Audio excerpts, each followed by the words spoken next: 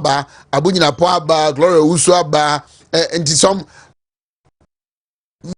numbering over 60. Yes, right. I can about 60 members of parliament and omoko Dr. Mahmoud Baumia and so office na omuni kodin komo eco pledge one support say yes party no national council meeting eco na wiye no party no ashe date the be presidential promise no to mu free say agrona shase ano enti omo ba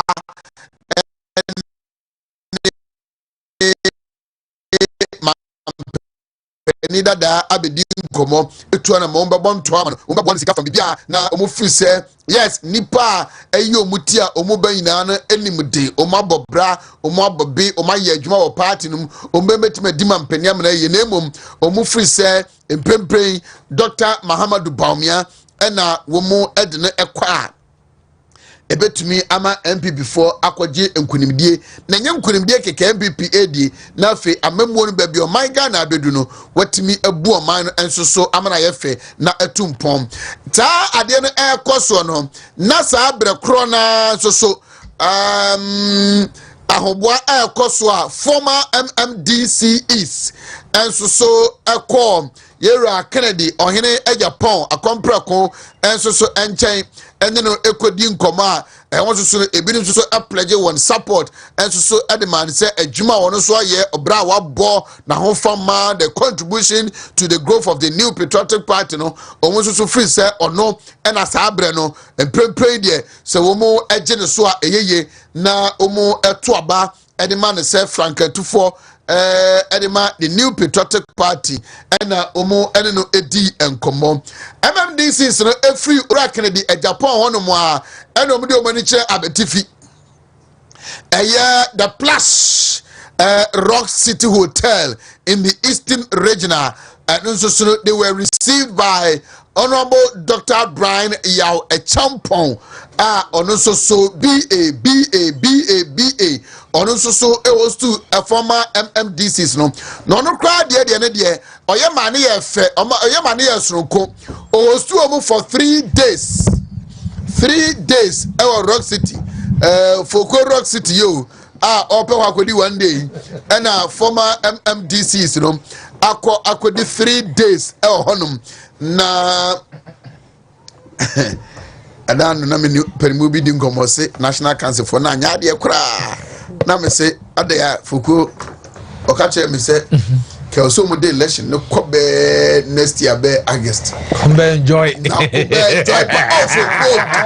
for asana wo ho o se ka kokwa wo mu be twa no na ka wo mbe na se dia go na si a sha ase no enye che se ka wo mu be twa be papa na me say ni na ye in the wisdom of the National Council they felt that time the tentative date no was good for the party and no Thursday MPs no about 60 of them yes I was there I counted 1 2 3 4 5 now 1 2 3 to be I counted it myself now but you could see the excitement the energy like Dr. Baumia be din komo it is obeti baby beka say yakoesi obi ya she obi a cosmetic ni pan ni bioka I was there I saw it with my eyes you could see the willingness of Omwankasa at the eba and even when they were there those who could not come were placing calls say omu inform the former vice president the entire moment mama especially I can speak for my brother Mimi akwesi kunadu mention of MP that day na oye exams unse or prepared at the law school okay and that day na oye exams because kunadu say anko but na enye exams na anko beko there were other members of parliament mama no mu friend omu colleagues na so omu kran assistant no omu say okay omu ma papa no Dr. Baumia huru de ntia Omentumi ama anye de ama and they are with them okay the number 6 in the Bible I Asiedu can confirm say they came there in that numbers okay they zeal the energy the excitement there Oma willingly and omo buy good that is that omu ayasano na ora Kennedy e Japan so fie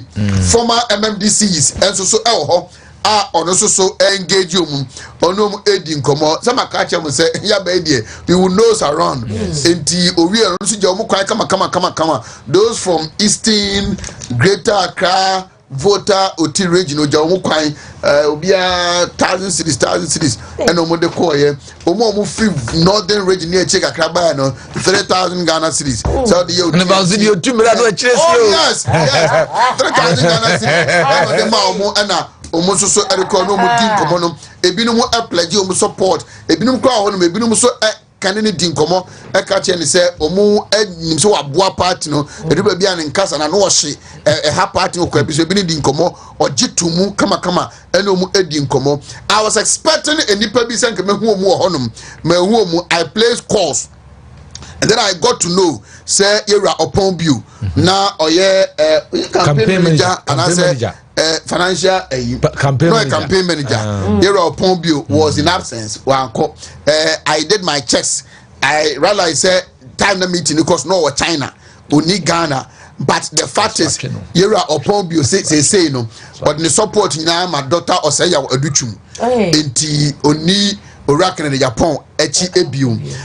I found out about Kwame Wusu na yeru ba akwa be Canada say onka ho biu understand say Kwame Wusu so no consider say bia Brian Champon na obe support na say dem but enipa bia na nka you could see say mom de enka omu kɔ no ombekwa kotena ho no makotie bi no maba because of their relationship with Imperiphobia. They were known to be part of Dr. Mahmoud Bawumia. One day almost so no openly declare almost support near the day. Then I found out and I realized that we were so close to the former chief of staff. Them are me free more party. They made it say on also so no this time some better and can say or support to Iraq and Japan. Then they insist previously now or support to Dr. Mahamadou Bawumia. And they said yeah, I alignment and realignment cross carpeting defection and one penny bako honorable Alexander Kwesi Aka MP onu say na enka Oracle Japan and odinachi dendende ama I can confirm say the last presidential promise they been bench no MP baako yi free so and MP Dr. Mahmoud Bawumia platform o yi free so and sa MP now so yi free so ono across carpet eko Kennedy Japan camp and Alexander Kwesi Aka no so across carpet about Dr. Mahmoud Bawumia and see it's going to be very interesting now trust us if you had here this presidential premise ebe koso it is here yes if you have and then we would deal with the issues. I'm hoping and praying. Say both Canada Japan camp, Dr. Bawumia, Brian Champon, Dr. Duchu Mubiano, it will be campaign of issues. Yes. Issues. And now Yedibedin Koma. Oko the Jubilee House, there have been cross carpeting. Infection and if you can talk about names but to say any Charles ni kweku ni teku no manenka omuno last presidential elections no more proponents of Dr. Bawumia the name this time unhu ni teku I can see on the authority say or yet Dr. Bawumia Juma it might be either Brian Champon or somebody else Minia Samuel Brian Boaben you will not see him say on also so no church on Facebook for Dr. Bawumia you might not see that and also so no what I say it's going to be very interesting but Baba welcome the best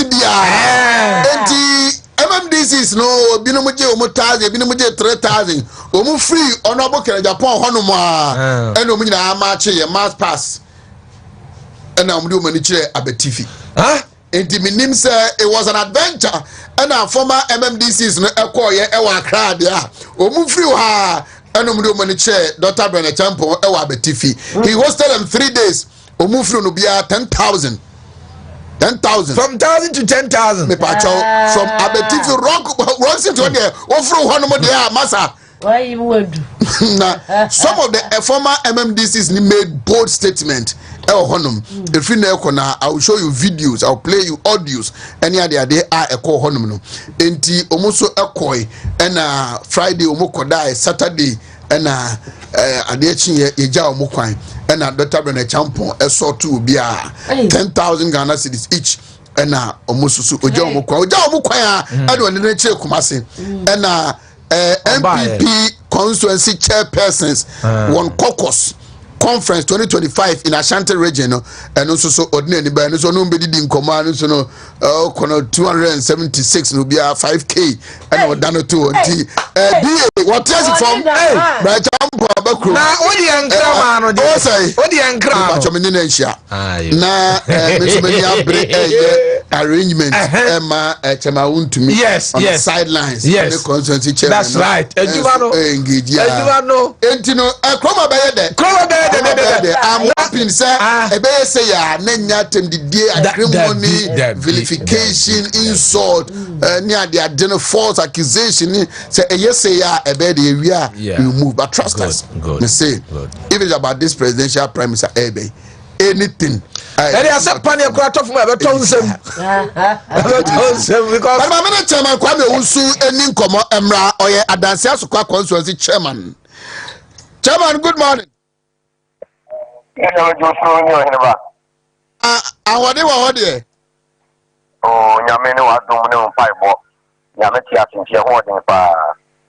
Da Nyankopon ase. MPP Constituency Chairpersons Caucus 2025 conference. Santrimu pono moso da ye ne sai. Oheneba, me je ofidikasi nso a cheti fo nyina. Padaroma enano pay aso abusa media MPP party no woni tia say emre wo mu say ye consoli chairman for no ye na party si na so party share nta ye che pe ne ye busa pani chaw party ni ye busa pani so de wo trensi na ma bata be fia wo busa pani ji na tense enim o break se ne ba da so the chairman for na trap e ho say say a conference. They are fair as far as the contest na some be fabela no. Na ye dey have some too many. That say busa penny na so pe media. Asama busa penny be kan na so ti. Ye gbe ho na ma ina no. Ya so ye ka fair ka fana on ma inu na shia. Ya me adom. Yan sama ikuche gu ka ta so kire wo mo no. Omo ni so je ho. E share bo say on be ti afem. E di party ni kan ko any party is into the man, also the chairman for being a conference, yeah, just for answer. Enti namye no say me say echino mabo pobi message na ye bi say party ene akọ opposition ye ba constituency chairman obi waria constituency chairman obi jana yira constituency chairman obi je say bibia na ye mo ntide be problem mabo say kwan mo be fa so a mo be manage party no at your various constituencies no say You remember I don't think that okay when you choose a party no constituency chairman the party show that and you was said you say over here you must drink at your constituency the beya ebe mama for nya che party nya for ba mai e fa e welfare family this is the chairman bia no e na e for so bo mo den e de wo ka say de be ko yi de be ko wedding de be ko be bia no e chairman bia fa de e say onu adi ne ho pa no de bo asa de nten de e nya chairman fa nkwa ne e yi adwuma e bia be bi wo ha omo MP be bi omo MP wo ha e bia e bi MP for no so e support constituency chairman for na constituency for no Ako be bia any MP ho e dia e bata ofa constituency e constituency chairman na ono akata na e ni bibia nti eguso ye nya dia di so na so ase be ye die ya sede se ye e ma party ni jan na party ni timba power nti Oheneba eguso ye menim say mudi na no national council nhyiamudie ene de film eba ye data o ma share say de kwa presidential primaries afe esusu ya ba nipa do a nipa benya akwanya ato abansa kira ya ebia ye call conference no in July a ebeba ama yaja tum na ye de abeye ye constitution party constitution no musumu ebobo hu bi Oheneba esa de okay ya the national council decision with the buy no afi ni ne be ko conference na free we proposal yin na no ya film na free etina kan wa so no anybody to me na say adanse asopa chairman dey make customer no adanse asopa chairman national council been for say abona no ware on pen chansu but you so neja obi obeka say national council teacher dia babia no e dia no on paper say be di nkunim eni name leader na won ba kwa ofe maybe I want better party within Kunim about them because whenever I didn't make them a almost make us ask and say, would you dance here say 2024 election man you lose year? Even say you lose some part and can you start lose. Name of not a presidential reason for you know, Kataka Kasika, you 12 you know, I can NDC. For the campaign, TV station, radio station. And yet, when the first time was a sad year, I don't have a better party. And Jenny can, 3 months, and Sanya perform. Not anybody be chance to say, and not the and yet. In Genesis, I started to be an Amina, but the first time you were saying, it's an adrenaline. And the first time it's an adrenaline. And a mere be Musuli, and yet. I was some random manation, independent Shamra. Near Shamana Mrana, you couldn't have Mrana Shea, and but a dish of Kunia, and you say such them. That's what we try to say, and yeah, to me, and run a best national county division, a best my party. I say, yes, I did not 2020 division Kunim. What about those who are of the view, say, I say, yeah, party in Perifono, yeah, their favor obi, and then at the Bufos Baba, a phone phone mama. One sha na timupo ateche na akwa se ade no kra ni yo heba na asama mo kai die na ye mentiasi o asama mo kai mentiasi that vision petiki no e die fiba ne ku fewuro bi ba yi uba police station obi ani nipa o di si o uba constituency na police station obi ani nipa o bi si o after a moment, I can't know what you're Obia Nipa, Obia Nipa form. What I say, and it will be because I'm massive Obia Mentiasia. After Obia before the customer chain and go for whatever, that woman let me kill. What's the first? Now will be the doctor Mahmoud Miyachi. And they are done in the court, but I'm working in the fall. That's what we're working in the fall. Then about my friend saying, my son and former vice president, Dr. Mahmoud Miyachi. And they didn't get to do any power from him. And here we am not able. So what I say, again, I just say, we go for my own power. Yeah, I'm not able. Thank you. We go here, you know, we go change now from Waba. It's why I'll be any police station. A friend will be able to get him at the Canada, I check police station for the Tona Suma, but for Bamano. And the other coffin will be a woman to me, and yet, partner, why not? I said, you, I thought I could catch you. I don't have a breath party. You make us let me a 10 or boom. I support 2020. See, Mr. Chairman, na say, Musha said, and to Abono Asha Siena. Congress Chairman, we're okay with it. You say you new question campaign, and so when you already say over confidential premise media, we don't go for Mr. more from the Kaka amount. Until come and give Yatum say a quick campaign. Well, most of the women in the end. And you say, you know, my mayor is young for a constituency, chairman for a police station, a constituency of the say, yet my party, the choice China for parking yet, the opposition, yet, and printing power in Gurase. Obi area or a buy area about Obi approval about and of the party the only thought I know is made the body party and because they did one year as well. In the end, it doesn't mean any doubt. Nemo you do and go for you be mono, and then you don't yet class never seen young to watch a brand of summer. Near my point, that time I will be a class material. The office and not some talk to me and not what party or a lot of Obama or. And you see the football my constituency chairman, and you have wondering that I'm going to constituency executive and you police station for you.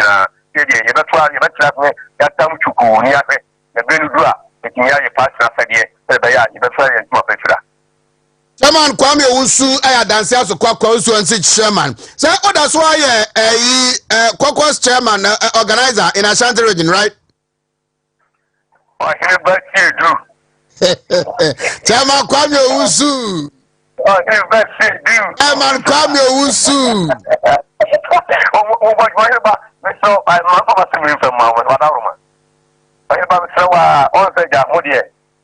Wontumi TV station. O de ye ka TV station mo bo MPP ti domwa. Obi e ni wa be o chemo. E mo mese Wadaruma. Pense mi ba sa na se e party ni side. Na ko for you ya he be duru wa mese mu nso entia no mayen. Be bo party no. Because the fact 2024 you lose here. I don't wanna Gina. Promise. Your party in your boy. What I say so we call promise. What could you say? What you could say? Near Cabot TV so. And in some degree, party no. And then you must say, if what you can someone some be out or ever, more than when you do more than we have shop any MNTV party. It's what you do when you want. Who wanted to move it up control. What party no. Chairman, it's not your birthday. What about say? Your birthday. Hey, talking about the birthday. May I say, Chairman, I'm sure you must have the go of you. Mr. Yaminka. Chairman Kwame Owusu Adansias Constituency chairman eno and a penny chairman ba ko ebe ba me ne kwakwa wi a na obetanse na yewura omu engagement ni mu pa. Organa. Yes. Organizer. And John organize omu nyina. Sa. And John no Bichom ko na organize Ashanti region. Sa ono ya Ashanti region. Caucus ni na national no e wo mu leadership. I mean Ashanti region. The Ashanti region caucus no di. Jom ko ba bia na organize you. Chairman Fifi mo Chairman Don Peace. Wo mu no na keka bu mu na. Omo ayo na me say. They say the I say no. Me say enche yebe hunu secretaries for nyina say omuso caucus omahia na fe bo youth organizers nyina ne hu men organizers nyina omonka omumom yes sir interesting okay 16 after 7 yafa yabo for emre na say mo akwa abakakra o say mo akwa abakakra de na sie say share ya che anti me share pe akaba ye share enche na sa me pe ye share akaba na ye share ya che ye share enche enti akaba I say we bia be ka ho e dey casco Pasco heba capsules I see heba capsules dey brabo mo adwuma liver my brabo na liver no okay and kidney ye dey kidney oh okay nti casco hepasco heba capsule na ya no mko fa din wa he heba eyifon casco no say ne de casco no it's on one the dino kind of casco na hepasco na drono na de hepasco no na casco de ne no na ni din and am so I bleed heba we drono nkasa hepasco yes heba capsules and am say ye dey aye brebo se brebo atwi nipadua se nuane aye die ne ye nonom ne ade no Dr. Foku etoda ya na bi etoze kakra ana brebo so djuma pa ne se poison ekoni pemu no ano na atwi nti na bo nwuma no hye ho no brebo no twi nyina edi film se be nipadua ne benya ahoden na brebo no adjuma Foku yuti Oheneba ho kada ho so ba no be e dey hoka over no so what you with no what are you so ba no be issue o to you that no problem with you aso what Foku you wu so you why ni mo no na so ba na se me better try last week jira enti on se brebo di adwuma sa na edu ba bi a ebre ni rensu fi anti we no Emma Brebo na hoden ma ne koso aye adwuma atwe poison. Ele so bia ko pebito. Ehun ya. Entwen ma Brebo ni nya o ha wan no ko bia. We so yen ya so bolo ne de ye yo. O sa so bolo nyenya ene sa de manema no bo magu achi. Local bo magu achi ene ye de. Aha baby. Bo magu achi kama pa bo ni pedua no. Nyenya so se de pam sasa free ni pedua no.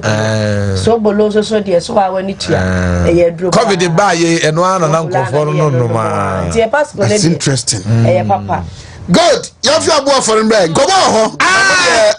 Nano. No they say akwa ban semu nti. But me abobo boss sa from next week you kono. Good. You be too pass speed. You be post speed. Yeah. Enti come on. Yes. Feel like day, feel wasumu here. Baba tensa. Baba temo. Why? Ti munya red. Well, biya so chamu. Ya ji omu nyina so. Biya so chamu. Biya munim ni biya. Ewo menka UK na menka London. UK. Menka UK. Menka UK. Obiya munim ni biya so chamu. Kobe is in town. Me ne Kobe ne buy. Kobe aba. Lutu organizer.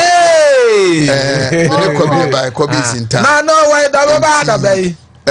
Kobe should be here this week. Okay. Yeah, and running and saying I'm in the Nama. And he is in town. Bibri is also be next month. Okay. Because of July conference. Bibri ebeba. Next month, August. 24th NPP Organizers Day. That is the tentative date. Say because normally no mudino August be a bank holiday, the last bank holiday of August. Until this year, and I think last bank holiday near 25th, Monday, not Sunday. No, organizers into Fuku with them a boy man entem. Mobi I was a wutu. Na me to become one. So I see you ni de. I saw we dance ni. I saw my boy man entem. I never try to cry. Go so you me dance. I have a passport. I have visa. Organizers Day na interesting. The good news is that you looting for na a hosting. Looting so they hold your feet. Them a free fanom. Adelaide ne my man no. Omo hosting. MPP UK organized. Now you see. Part no very active UK. Oh my idea papa. Every week ubenya at least 4 or 3 chapters meetings. Yes. Ufiana ko ake say nka ye to abewie ye lusinka you could see say normally it is natural say umu abambu buka kromber lasga krabat. Gidi. And Saturday was Hertfordshire. I want the squabble nana chairperson. On chapter chairman. Okay. Omu meeting. Enra Sunday looting for a meeting. Honorable Kwameja Paul Crow landing to a meetings. They may say Fia Cotunum, maybe Banner, Honorable Sampine, and then Kwamedin Krabai, to Sampine Suko meetings.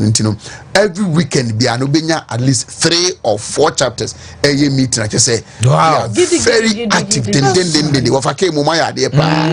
Then elections know to be very interesting. The dynamics keep changing. Day in, day out, week in, week out. And the almost election is going to be very interesting. Very interesting. Now, and also among common you from the chairman to organizer, the woman organizer, the secretary, first vice, second vice. The friend sour and sign. This uncommon in MPP UK is doing well. Now almost so no now must say UK no castle was Sreme. MPP UK elections was Sreme. Me home me na and ye. ase na me na mo so mo ase mo ya ade pa na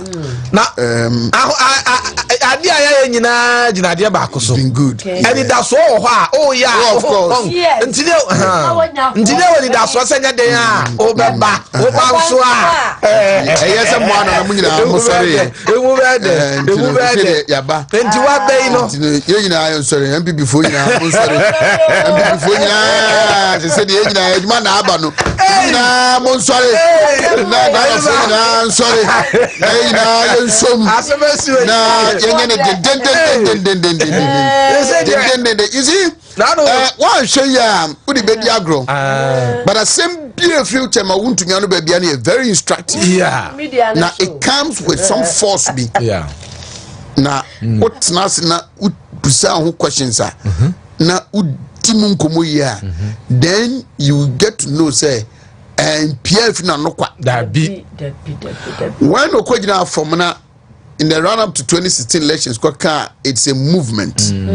A far party is our common. Yes. At all party programs, be a political stages, so platforms, so no come movement now. It charges the party. Yeah. And then 2020 covered by our science and data. No, so 2024 elections. May Refi baby crow. Now you call no mudin common was election win. And yet election who did near the day. People are disgruntled. People are agitated. Discouraged near the day. It's an election that you need to know your voter. Sure, some party for no, especially Ashanti region there. Do na ebekai. So say election way. Bako okasa it's a movement stronger than apata. Bako okasa science and data. This election is an election that you need to know your voter. So knowing the voter because.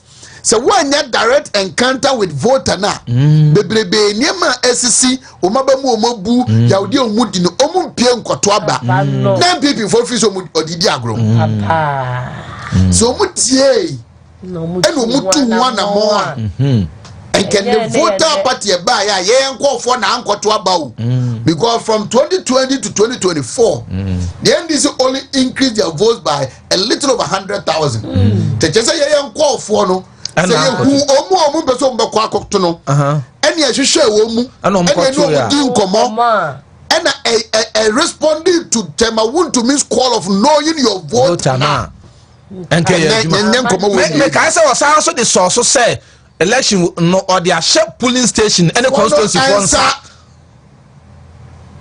or their show munsa so it is an election that you have to know your voter. Yes. And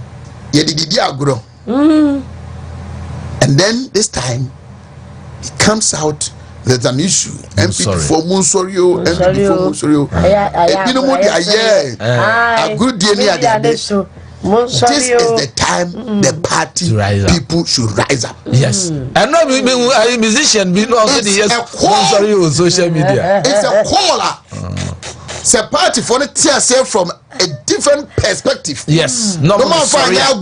No more sorry. No more TSA.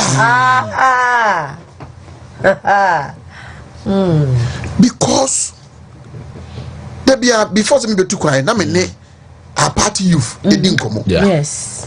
Me say what dear any the new patriotic party. Oh yeah. One of us Bosheba. Bosheba. Good. Remember na show adie bi ewo TV this here. Okay. Me so the blue app social media the Facebook that we am so. Go to Facebook today and read from known NDC boys. Omuye close to Omuye the movers and shakers of this government. And listen and read how they are lamenting. Hey, almost in 6 months. Less than 6 months. Omasha Asiedu. And if you are in the MPP, now what you will say, you want to abandon the MPP and join the NDC. Metro for no crumb training. na wo afa na wo kwa ka ho ama ya jew do yan to so enti say enye MPP ni nya stay in, correct it, make it better.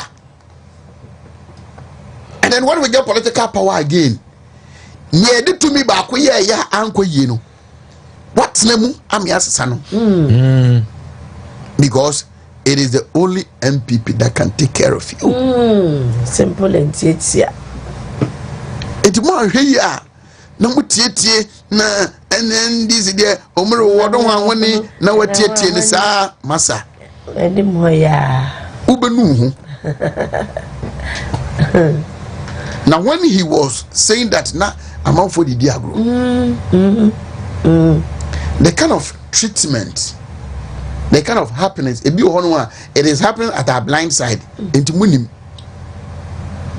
But it is time for the party to wake up. Monsario. Yes. Young people for Monsario.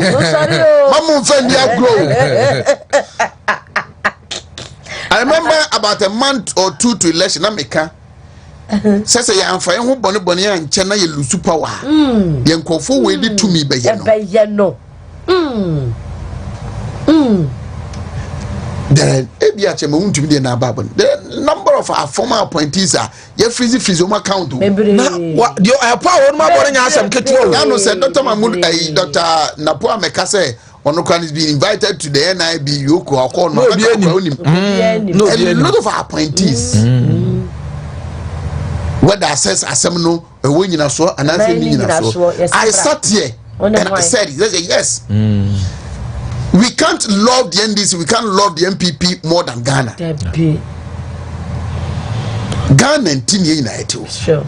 And to be a when you are going to be some ya wabemu. And the ni etria bonnet. No di bonnet. No bun and the goom rasso. No di Ghana boneno. The law should take its course. Yes. And I still stand by it. Yes. Yeah. I still stand by it.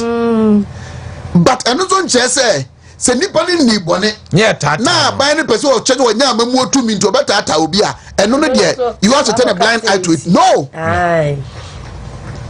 it's a country governed by rules and regulations, laws. Na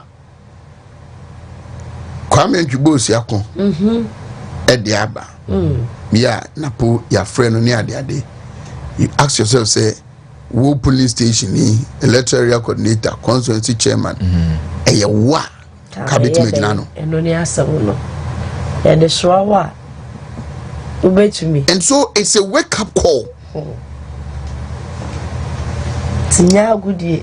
I will say, it is now. The party should start the 7th December 2028 election from today. This year, today.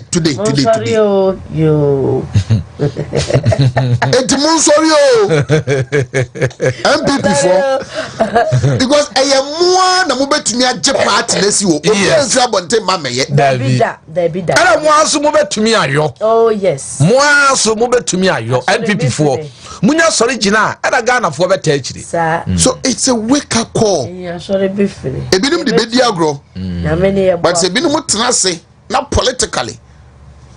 Omo analyzing ye. Yeah. Not politically, omo responding to that caller. Na mo sorry ampa.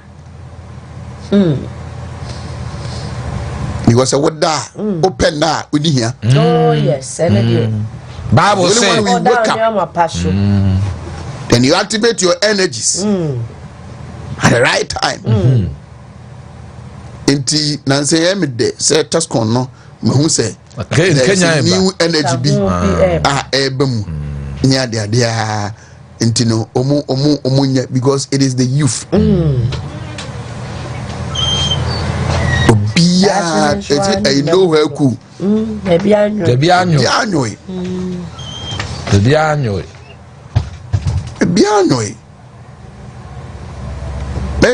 me show just one of this Facebook post. The person complained about the treatment appointees of this government, the NDC youth. And the response as Standogwe at the brain no. Because share ba kubi Yes, oh, moi, deputy women organizer, Nikunu, ya pam ne frejumum. I listened to Honorable Kojo Asiedu Asare, former Adenta MP. On naming ya Obi Ewa Sempa. And she said he nearly wept. Oh, say Oma pointies, Ofroma Omonfa. They are not responding to their calls.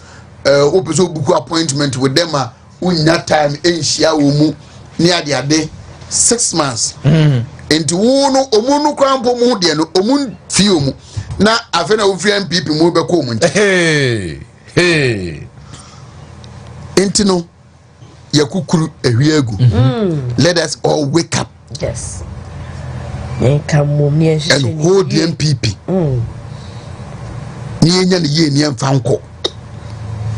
And so I will plead with our youth.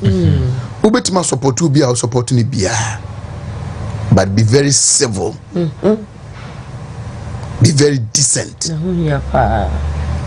This platform, if you have a platform, a platformer, Ubia can come here. Oh, yes. Oh, be open to all. And she say, yeah, at the home. Oye Canada Japan nipa. Oye Branchampo nipa. Dr. Dichum Wache Jakon. This platform is open to all.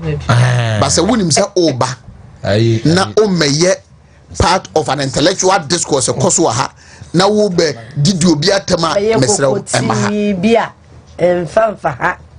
but so officer oba na person be kire di ntia wo say party for team Wache Jakon na Wontumi station obi MPP obia and you will be welcome sir oba kire di ntia wo say to aba Canada Japan fine obi asi ukwan but say wo be didi obi atem na wo be twa to be so a ye wia it will hurt the party and no there not here not here into the youth of this party modi yaw eye mobufu no mudi bem me I have been pleading with you say eye Bible class say ma ade nuko obufu so and we so I say yes since much party ni bibi kakra what you are into don't abandon the party. You don't belong to the NDC. Yours is the NPP. Yes. And stay in and make it better. We crown I say yes soon. A year funda on ya no usuka cry year twema no ja ko to asaya dio. Musuka cry because you funu ba ma bididi. Ko ye na se a. Ye bonyuma na ye ni pa no picture ni so no mukonya no mo say no no be say 2-3 hours ago no enti ebeye Chairman Wontumi has called on you. Yes, someone sorry. Okay, someone sorry. Someone sorry ma ono. Dabi. O se eye munti ana aban no eye ne sa. Gana ni bi ma na. O ti ase. Ono so na so ye Gana ni. And two Ghana what you say? It be like no want to be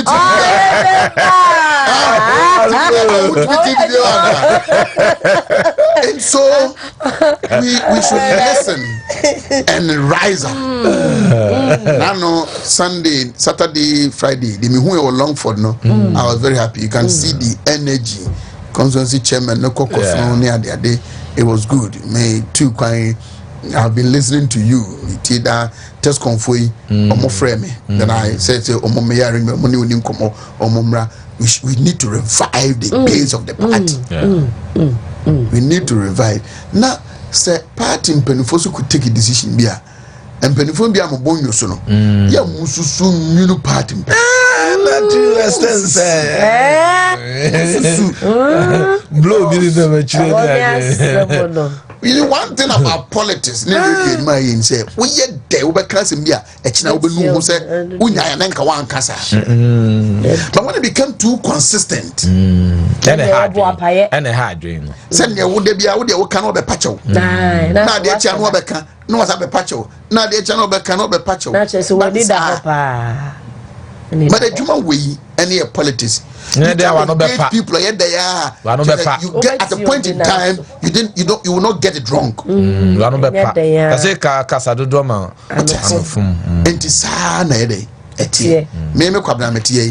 things that I did, there are things that I said on radio in the run up to 2024 elections no ene me mo bia me kan jam say men kan biu me amen ko kan biu sa pepepe what I say ade entino the youth media me ya me bunu no omo na ye me nua no omo na ye me namfofo and penifo they will deal at their level yes so be deal with our level me I'm going to take interest in anything Tesco.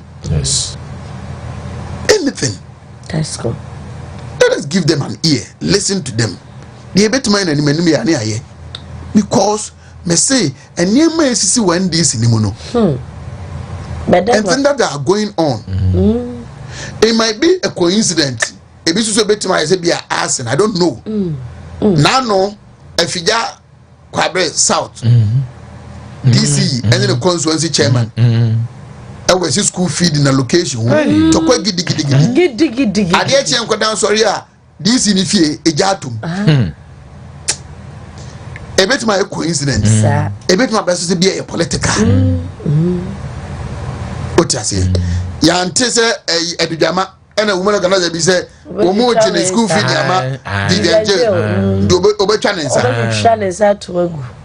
Enti baby I know you. Debbie. Baby I know. Hey ya, and your ma party name but if one be day mo fair mo na ya. Mo di ho yaw. You've punished the party. Yes. And I know say party before no and you have learned lessons out of it. And so don't abandon the party. Stay within. Work to correct it and make it better. Yeah. 2 minutes baby, 2 minutes oh, inshallah. Na eba dia de mfia beto. They will protect no. Nya mfia nko a. E do na bia kotokuro. Advert. Na Mr. Dako. Evangelist Dako. Yeah. Awaso mu akwaba. Awaso ko antonka ba wa ba akwaba. Ma sofo ne de. Medium chama ka say. Me dey show no time nya beda o mas. They've been very good to us. Very good to us. Yankwe na. Yankwe. Abusiafo sade na ye ka no. Onipadua wo blabo no ne wa ho odin. Eno nti ne ya kamfo ama wo se nuane ayedie ne ayenom ane ade akwa nipadua ne mu no. Ebi o wa etoda crown so nse nuane no yabobo sunno ni ade ane chese yanono ne nuane bi fa mfidie mu ni ade. Pause ne be wo mu ni ade no. Brebo na betwini nyina na brebo na ho ode no kofo mu a beda ya adwuma no tini ya se ko Casco Heba Center na kwaji wonum no reference Hepasco Heba capsules na wojia ewo mu aduasa topa ye aduasa benum na no pane anwumre na wonum a bema brebo na nya ho ode bo ho ba ma onya immune system no kama na wonso atimi atena se edi nchina che ye confirm ase ko ba bia to bido bia ne ko bisa pebito se wo doctor number nso a ye de ma se ya fa doctor na se nkomodie bia ho a eye a woni no adi doctor number na che se ye de ma we eye 0557453579 ana 0501459255 promotion aye Access Bank sikakura bia chese wo ho on customers na wo kura won sika yie e ma ne dore no na say no the promotion about wo friend say faketo abeje kese wo keto wo de ba ne 250,000 250 Ghana cedis pe kan sika 2.5 wo se fabra be bi account onya bi account na wa qualify wo account wo order dan so fabra betum onya di tuma wa qualify promotion e koso be do September na atwam amamfo gusu gia no mo gie ne wo mo gie no ebi aye 500,000 shares PS5 iPhone 16 Pro Max and na fake Chrome no owo Chromebook no ade maw na o mpe we opedie Bowra Access Bank nkrobata bia na kachom so promotion wo de wo jimbi na nso benyo achede wom ana say bia obetimi afro moto free number de ma we eye 0800004400 yes subio 0800004400 Fosia where mema ho den bememu obeye bema powder na powder no ubie so a ni ti no wo be ma na wo den dada wo de hwie no half na fafra koko anase nsuo na di church ase na wo ye kojo to no wo no eno ye de fosia men powder men powder sa eno so be si machi be so achi o sa okay fosia men powder okay yeah na women powder so ni ho ma women no de no ye be ba so ase ha okay na men powder ne de be ma ho den dada na person bo ho ba se be ma we make us mpenifo no na ti ase du bie so ade ti no uwie half ha na dia fra koko anase nsuhie ana nsuo bia nsonyu no kura utumi nom na wo ye kojo to no wo no wo ho den dada de we no sa 1 week ansa no asa ibio na wo ye kojo to ne de ubu ni ti no baako a na ye ne sa no anom kojo to ne ye de se be ma wontimi nkeka no ho se be ma wo duru mpamu da uduru mpamu a okay just what dia wo dia ye ohwie nyi na ano sa no na nsa na bedru bosome no ye fra mema edu bedi kan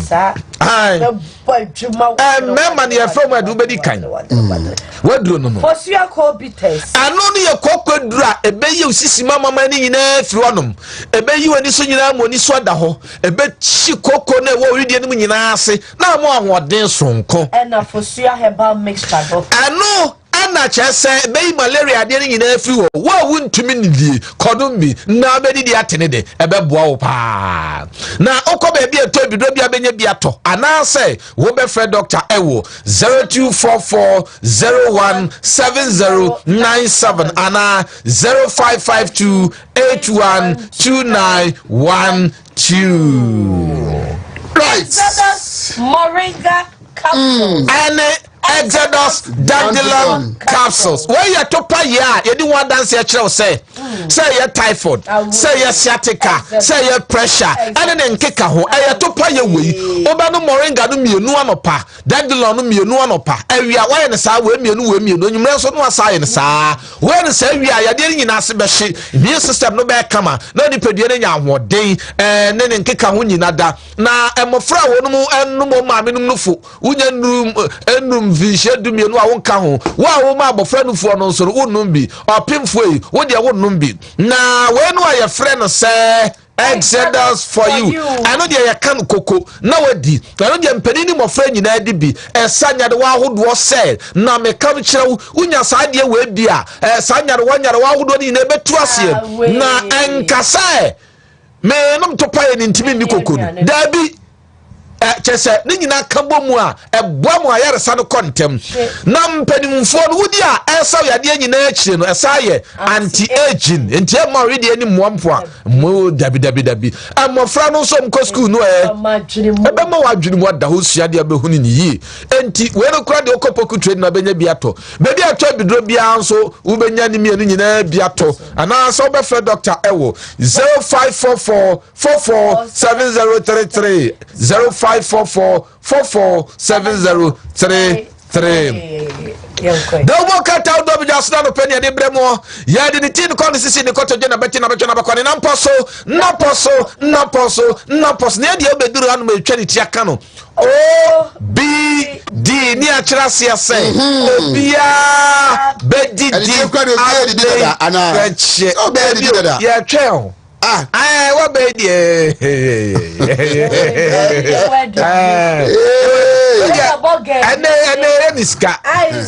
And you a pound.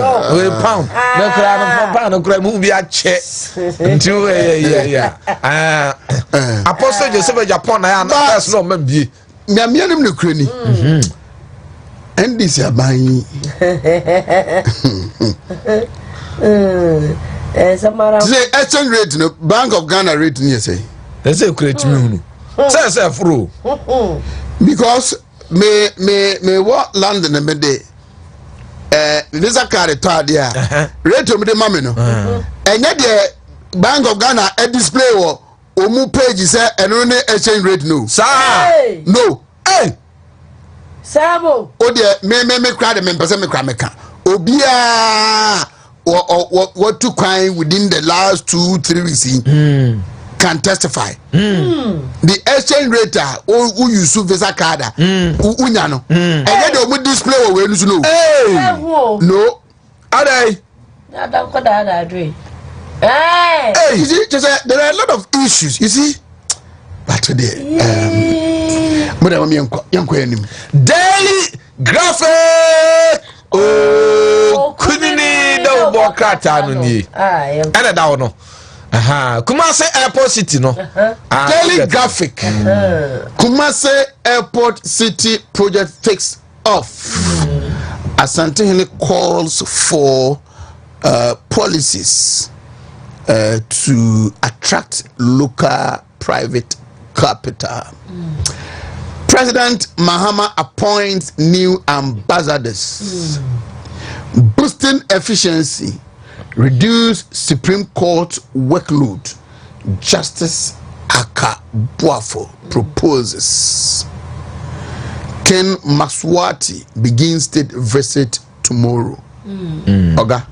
Daily Graphic na boka ta no animu anapay de odi aba betu dwam se katafeto so di miensa no asem ne se Kumase Airport City dwumadie no se ahyase na santima wura se emperifo nya hyehyem fanwu akwam se de be ya bema yene ankasa yetima mufo no ohu ankrankra nyuma no nso nso betimi ebawura mu mampani jandamani mama nso ene ese ambassador sahudu obi a wa appoint mo my Ghana na musifo ya wonu kona papa no ni din ba mu ana kane pusifeni na afenso yese said ye beye na chese asenie adwuma no atemu adwuma no ebetime nyina so pa na ne matimi akoso no nti Supreme Court wonum awade so ano nsem ekogu wonum so bebrebe no yente so Justice Aka Buafo na adinso ansusu na betudwa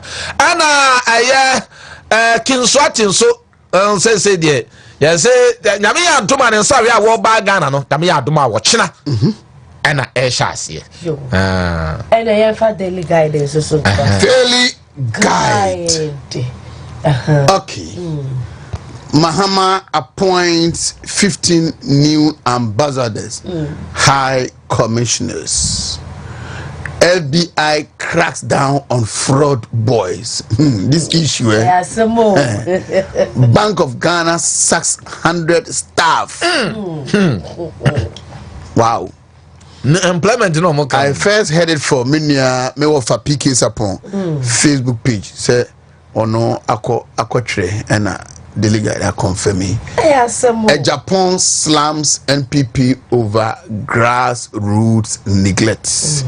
Let's go to Japan. Jampu OSP clash over Ofori Atta SML raid. Okay, Daily Guide boka tasmo dia ba betudwa no ambassadors ne dia no da ni mu ha yesi makomako edunum ana FBI so yase fraud boys so say dia wato ahye omo so chechire omo ana yase Bank of Ghana won ma sake won ma dwuma fo makomako wa ha na we no new employment ne kire se ye yi foforo ne ade foforo akohye ho ani mi se bia nke create adwuma foforo ne dia ba na ana wawura Japan so wanwo kwabna Japan asem no mo kan nimfo ni na da ho ntina me boni din de fa ho ani ase NPP grassroots say ya neglect umu nti ho asem na chese ho da ana owura Jampo Father Molashana Professor Jampo one office of the special prosecutor Urekisi Jabenu mu and chese o masisa for so dia fa ura Furiata ensem no hom and also wasem SML no and some no adakata no animal daily guide emulates herbal supplement. Where you papa Pastor Safo Kantanka, the African star.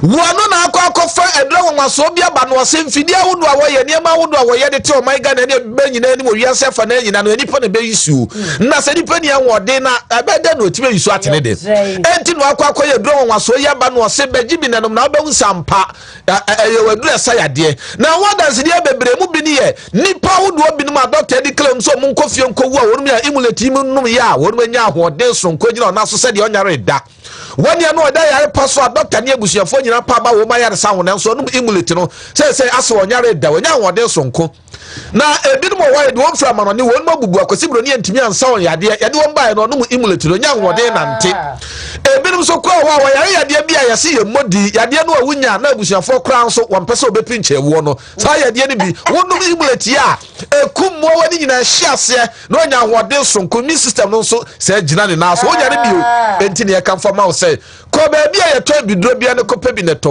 okokole na ka ba shop ashtawa ubetu no do so puo apostle safu kantanka namba ne de ma say yade bia da eha wo no ubetimi afra no na di nkomo ewo 0535112873 0535112873 Oheneba na o preach wa kai mu da David Oheneba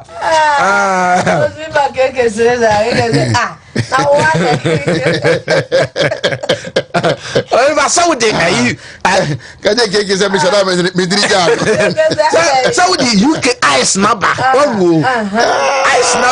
ice number hodin UK ice no ye ni da so yanko only tank why ya papa no ankofo bi ni na mbola so se roba wi anu anane dia tanka ba be si o ama se bra beto me sra wo boa enkotobi udi usogum ebe ha o kope polytank ne to ene papa o to a unu ho da biada na no so kra no enye de ebofuma na apai ni bi o polytank ebofuma no afo ade ntia kope bi ne to wate ebe boa o Ruta natural product no way ni akamfo de ama wo ruta malaria de hu na udare se kakai wo so etu ase pam no entu de malaria no achew na adafom na ho pu se cha kura no a ma ebusuan kope ruta mr bi mrew na onya bonu se guna sima ba miensa bo so ho ahye ase atɔ na onya hode sonko na won so unyanya bi a numbi ne fo bo ho ba firi malaria de ho na wa for the idea na ayo so asem wasa enkwa kope ruta tonic na bo some pattern for the idea no ewadro na fe the can we friends say ruta la anoba huru ntinimu umoja mu na moja no tse die fusani yiye onyare bia wo beba ho ba die free ade ho ntini ya kan fama say ko ba bia to ebido ne ko bisa ne pebito na so kokole na ka ubetu ndo so pu ubetumi nso afre doctor ewa ahoma so 0244485632 yes subio 0244485632 kenko edu ohun Edu Eba Center. Abusiafoi. Wa wo yare diabetes. Wa wo yare ulcer. Enam nsan yade ana. Afe adroba fo yesisie. Sanse atenase de yesisie adwuma. Office adwuma efo. Asukufo kra yesisie. Afitafo, mesifo. Wo bia yesisie mu oduro. Enti so pese obo ho be free sisi yade ho ana sa wo pese wo so sisi yade na wan kochia eye SMB test. That's right. E logo nwaso no no na ya wie we dum nyina no awafo no yade ade ba ko bi mamo so tiase ye frɛ ne sɛn atenka wo ba na atenka wo fam wa se du fo chie ne yere keka no ne kunu keka no anso gu awade enti so person atenka no basoro ana so atenka no kokora na person sa ba biewu a konom SMB test na be ba be dia dance samsam kofo dum dia dance say adwan hu dance ye bebre atenka uhi atenka SM atenka so tiase na doctor pani wade SMB test ba ya nwanwa so adwuma yi doctor no expert stroke na soko don de wanfa ma bonten wo se bra na kache no wonfa duro ne nkan na betu ama ho ato na sa wo ben fifi mantemu a wo bekọ mankesim be fi krom enkran so a odoko official town Dr. number ni ade ma we 0243989368 ana 0558379545 for Ghanaian time. Young for Ghanaian time, say. Ghanaian time. Emre, Ghanaian time. You carry on. All right. So, 2 minutes before 8, Wontumi 1013, Wontumi TV, Asokwa Kumase. Ghanaian Times, 1 billion Ghana cedis to retool security agencies. President Mahama announces 2.5 million girls to receive HPV vaccine beginning September. That is according to Ghana Health Service. And then task force cracks down on illegal miners in central and eastern regions. Government earmarks 40 million Ghana cedis seed funding for is it a fledgling? Okay. Right, young guy. Ghanaian Times in studio. Katafa tosu dumi no. Ana watch us about the 1 billion 1 billion. Adi aba se wode ba beboa ye bambo nyuma no wonwu ade Kenya wo no mu na we de ne asisika obush we de sika be fie ayo na nka security for de na de ye bibiri so yamfa ntudwa saa wo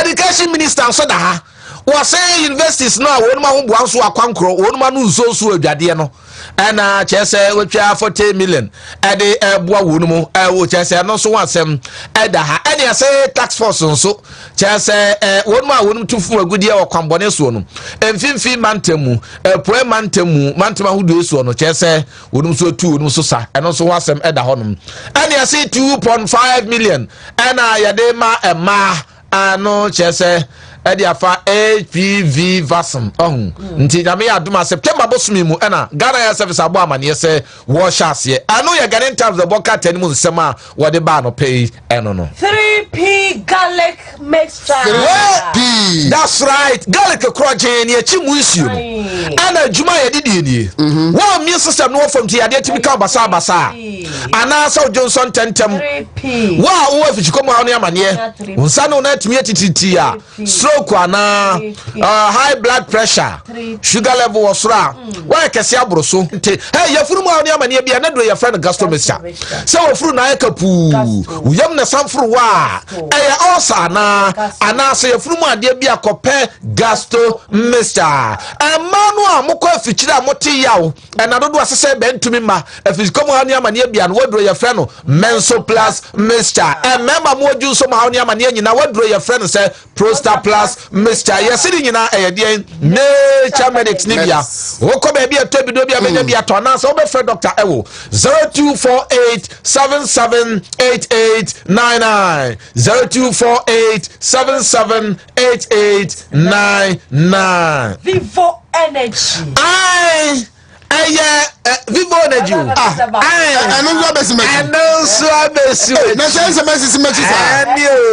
I see chef for na akwa faba and one more dear friend say AX7 AX7 and now one more dear now one more say ya pragia say ya delivery moto for no me the free kito mu back esi pragia and every kito mu kwa say na fa bongre say the no international e dia felda Boris hey e dia felda hey this ebusia ba e fa wo hin so ya e bia na wo so buru bisi wa wo say e dia felda e fa wo hin onsa Boris no ya e beti ma fa me dia fa me nsa e beti ma fa oto Boris dem fa e beti ma fa oto yes e to ben ho aha e na hin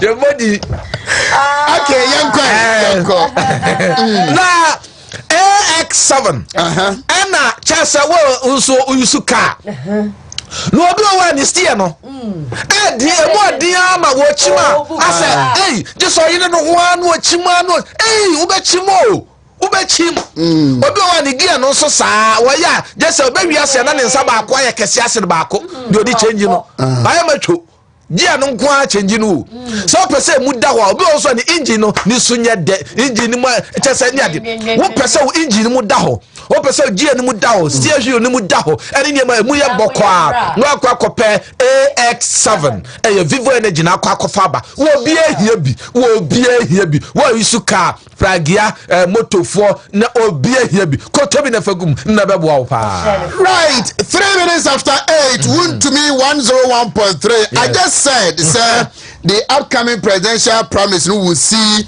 cross carpeting defection and other stuff 8 minutes ago and I made mention say minim say minianum bi ebe switch especially me bo Charles ni teku 8 minutes ago this is what he has wrote on his Facebook wall but I think I've given the screenshot.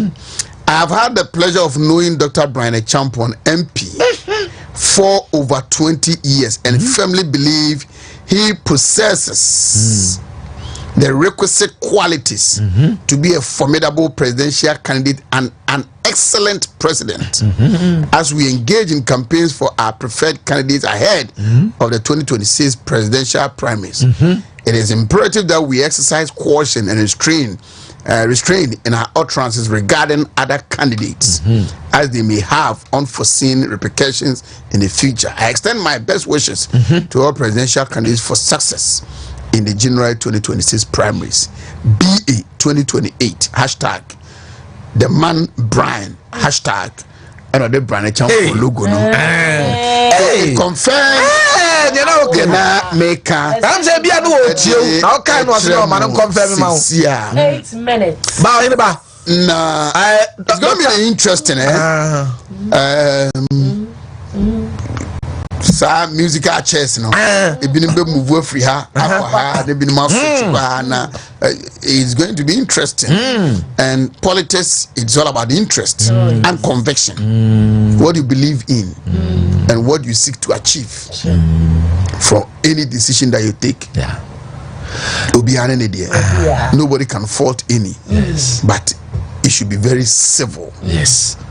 Civil ya okay ana Dr. Brian Champon ne camp on the camp no asumdie no ma ya de ho ti na ye adwenkyere nya adwentoatoa amra ne nhyehyeye de omu nyina nya sa ne mmoa no mbewie no na asono da so ahode so there were talkatives na ya to let me do this one before say mudi kivo ne ebeba but I'll give you another screenshot minia Ray Charles Mafu is a journalist and a social media activist. He lives in the US of A now America. Na papa ya wakasa kasa kuje to ablakwa. So but give me the other one first before I come to this one. And then he is the foreign affairs minister.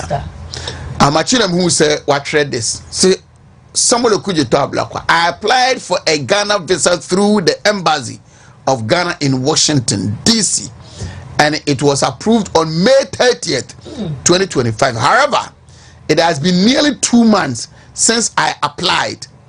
I have still not received my passport back. The reference number is Okutu. I have called, no response. I have sent emails, no response. I paid for a return shipping on the embassy's website through FedEx at the time of submission. There is no tracking number and your visa portal shows no application to display. How do I even contact FedEx to track the passport if it has been shipped? Please provide an urgent update on the status of my passport and visa return. This is disappointing. And then he comes back. Mame, the other way no. Then he writes again. Samuel Okujeto Ablakwa. FedEx is unable to track the whereabouts of my passport because you guys can't provide a simple tracking number. I don't know if you guys still have my passport or if it's been shipped. I hope a different person does not have my data. So we voted for Toketis.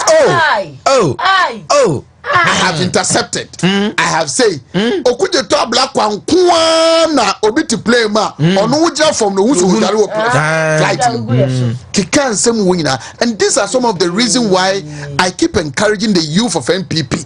Say, what the yaw enough? No. Mamba mumu. Amanyoku a bit my yensi shepa. Ama asama brabo. Now push you into your real-time destinies. It's the MPP. Yeah. It was unfortunate. Say about Bemuno, Sinto Bakumi Nubi Edi Yaudie Baya mu party naso in the 2024 elections. Now you have done enough. Yeah. But this is the time to come back. And tell people for Monsorio. And people for Monsorio. And people. Ghana and tea. And I'm more. Look at this.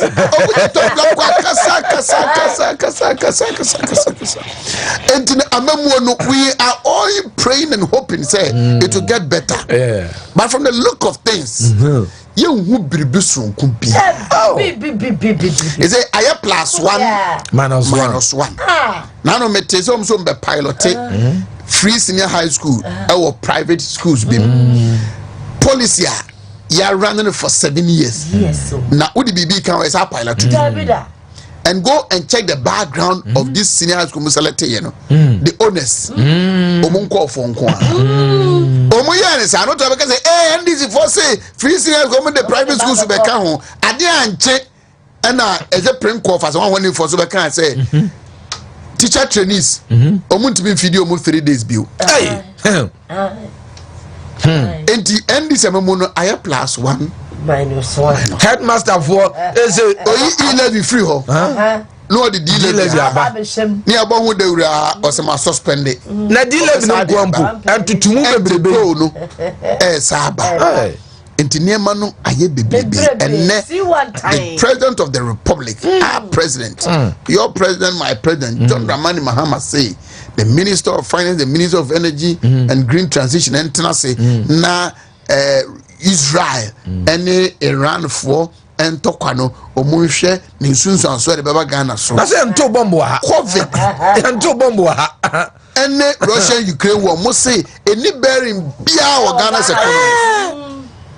I'm coming to comfort him. Intino and it does one no get and this old one need two on so say woman baby bisun it's about time and be before Mogosorio. Okay, Kivo. Okay, Kivo 4-in-1.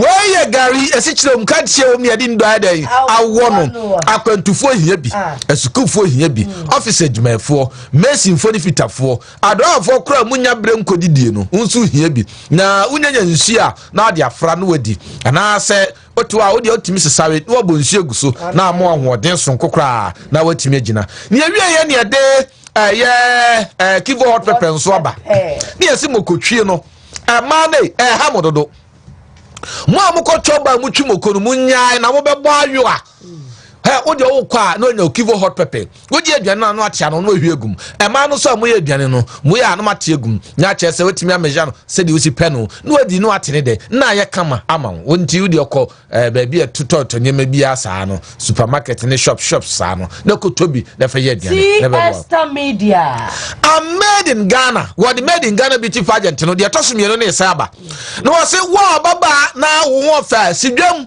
so tiase na ne wo ye ne say ahofadua na won mo ba be ye na we no culture center for national culture date ni say 28th ebesi da memenda be ya culture center hwa e ma ya wo fefo nim difoi ye select mo na wo be di first no e wo mu no wo no ye ma ka ye wi ya ma ka ni sika 50 million se fatofu ogum Wa beto so mienu so 3,000 Ghana cedis. No beto so bie wo 2,000 Ghana cedis. Atede no wo sa na munyina no mu wia ya sa de munyina ko South Africa. Baby a last me call ye no.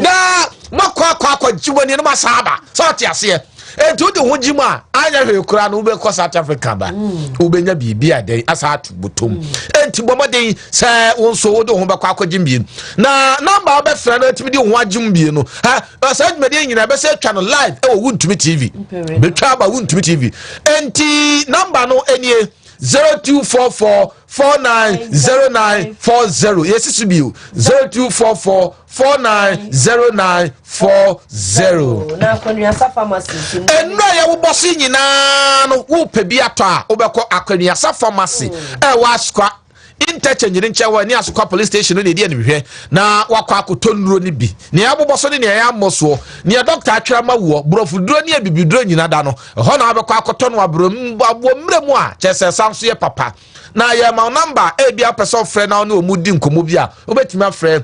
0541600879 yes subio 0541600879 Great. Marie, yade ba ko etwa to Krapma Enterprise na ebia na make say Krapma Enterprise anu so besi machi na de atia de say say yeah say mo hwe kire ye design and printing ho asembia design and printing asembia no say ebia videography and fashion I hope entade sem ne ade a na ebia logo design label design social media branding invitation cards any wedding programs no t-shirt and billboard and 3D printing ne ade nyina no printing bia no Krapma Enterprise na ebia na wo ye wedding wo ye program bi wo pese ye baba video ema wa Krapma Enterprise aye krado say na wo baba drone crowd ho ya sa wo pese program bi wo pese wo hia drone a Krapma Enterprise wo ho ma na ebia na adwuma kuo bi anankwankwa bi wo ye wedding wo ye program bi na wo hia taade bi a chesa wo de beko program na say kuo bi mu hia taade na say bibi sa no a say ye wedding kra na say engagement bibia no a ano no say ye African way bia political suit ne nkeka ho nyina no Krapma Enterprise say to nsafre wonum no mbeboa na won so wetimi aserve yi wo kira kwa no wabu akwa wo abu akwa me amebu akwa wabu akwa o sa Roman for store na sakwa ho na store do so wa pe shop shop number 308 nti odoto bri Rabank nche hwa am say dey Krapma Enterprise okay Krapma na wo beti wabu akwa traffic light no na say unia adum kromo a udi mpemu APM no obeya na Alpha and Omega mo be shase arma baako yewia mo be wia no mo baako esa baako eni se owabu akwa for mo ye special na number no nie number o pesa Krapma Enterprise eboa e woni abobo so nyina no a number no ye 0536 288 222 okay 0536 288222 yes this is the one 0536 288222 let us say 18 minutes after 8 Wontumi TV and Wontumi radio Dennis Kwakwaba oba mo mfa ne mame oma so de mama ne chairman enwie na mabengeji kwakwa 101 na we will do the birthday wishes tomorrow ebra no ekopa na yenhwe na yeni enkomo okay na birthday wish we dey say me ye na minia penny baako birthday chairman Henry on our Telford chapter chairman chairman Henry enti me penny picture na dia mamo na me no adi Mauritian happy birthday, but my main engaged chairman Cecilia na chairman be former DCB friend me test me say Australia omo ko jiji ska ma me kan wa bonchi na man for ba the men can be why we are my brother the percentage abre na afi no enka mo bi anti o ja kana ko fo ba da o mo kan chairman Martin Oheneba me Joseph bro na pom to say nyame ene mo mpa ebo ye ho ye e de nyankopon ase abusuafo nya ho ye obi ho ye party ne ho so ye pa very strong party say after 6 months ma recover from the shock. We are recovering from the shock. You are still in the recovery process. How did you see it? Muhu ni say results ne be you know. Oheneba now realize it said power has slipped through our hands to our opponent, you know. Power left us. It didn't slip. It left us. It left us. And Mesra na meizu akonye na empanyimfo se efiachi wo eni abofun na baby ayedri yensan mon kompon ensan enkaika ye ho yawa ye code ye kumu 2024 elections no a very painful elections are in yesua enuntina the last weekend Saturday the whole Ghana chairman for the various constituencies in Asia say adubreo empanyimfo se udu baby a ohwiasia no wasiare yamon component yamfa and focus into the future. There's no hope in the past. The atwem nema hwe gu a also hu ede hyehyɛ na me ehyaase no omemfa akonya na me na the national party yenyina program na yefe ye chairman fact moya de honorable Stephen ayenso intim adano John GFK ne GS general secretary nim ko hia din komo sebi nyese bia ko bi na yate a ye de baba adwuma tia party no na party na structure ni bi na ye dia edu no chairman for payinfo say wa wonim ebusia bia wo ne busia panyini chairman for na ye busia panyini party no e wo the various constituencies enti ye hia na ye mfa adwene na ye hu hawa at the various grassroots me say all politics is local na ye ntimi emfa party no NCA empayinfo kaze bi say achia wo yi emui esne bebo nyina na yentimi emon kompo na yen trentreniama enti ye da ye national party asipai because enye easy say meeting we ye ebiase da ewo kofodia na e power ne wa bem na sebi nipa de ewo ha menkamfo ho nanso no se de o kan no say meeting we I can say is the best of its kind and the first of its kind. And you organize it. We thank the National Party for their cooperation because it's easy. Afi Mr. Maka say all presidential hopefuls, even though the party no enya emia kwan say enko for ambezo mu di party nim se mbese mu tu franka no emeka san ye nyina no sebe yenim se we yi woni asakakra ohunu nipa ba ho na fa dodo na wona opese utu franka ma party no omonso no omu cooperation, dedication, commitment to the rank and file na idea was say edo masi me mudin enka because I can't mention all on person by national executives. We thank everybody for their support and cooperation. The boy bia do na agent buy do sika buy do ni bia buy bia na danasi and afi Ashanti regional party yura chairman Wontumi me to na me TV Ghana for mun sorry o for mun sorry o you be sorry no na ya sorry yes sorry am party yes sorry se party ni bigina na party na kraba he because MPP there is like the ANC in South Africa so na ANC no omo president akone say they will rule or they will be the government till Christ come.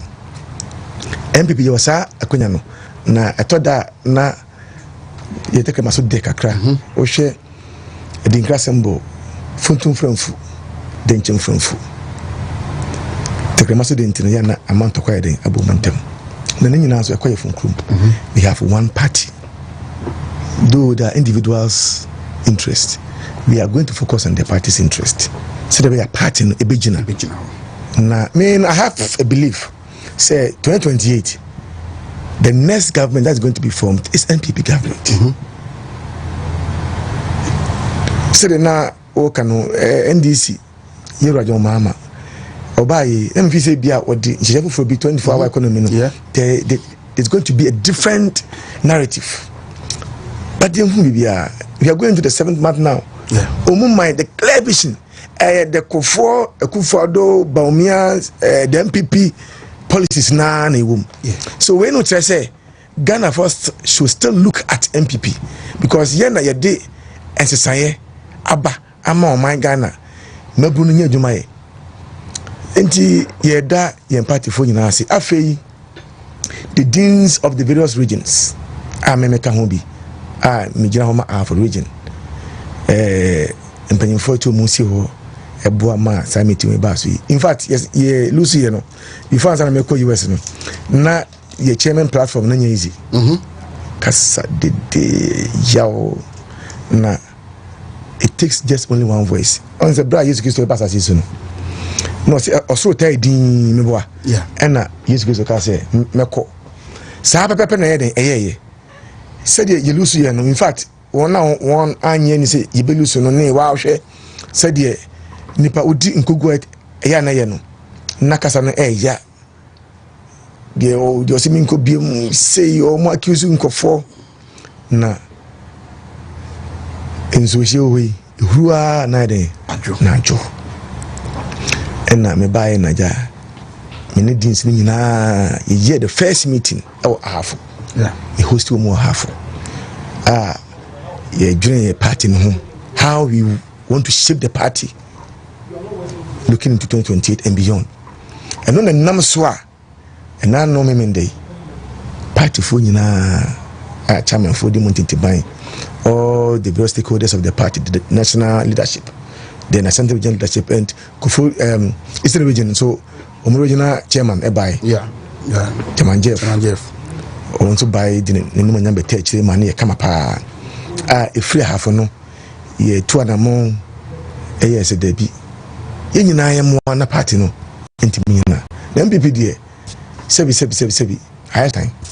Utia, Maswa, night on your day, moon, and I say on hand, and the Namaswa, nano, memenda, party in penny for a buy. Into this, no, so no, yeah, that must be brave.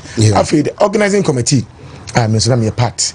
Mina me party ni kasamafu the great committee no kasamafu ye hwem boaye e ma djuma je no e den ewie ni pompon so no all the deans voter regional dean chairman Kujo Adranyi Accra dean chairman Kuku Akolache and Ashanti region I mention Fifi Mensa Bantima and also chairman Don Peace Lutobri omunso eboy ema nima eye kama ena afi chairman to make all and sundry bia nam ne so na dwen kire ebi mo anum nye chairman for now so na muso na ma sa adwuma de ye omukwanya is they've not been MPs before but party for omfi say omni enkasa na nye no and I don't want to mention names but obia kasa oboy bia enim ne ho ntino Oheneba mo ye resolutions bi ana resolution there you can ye bi kakra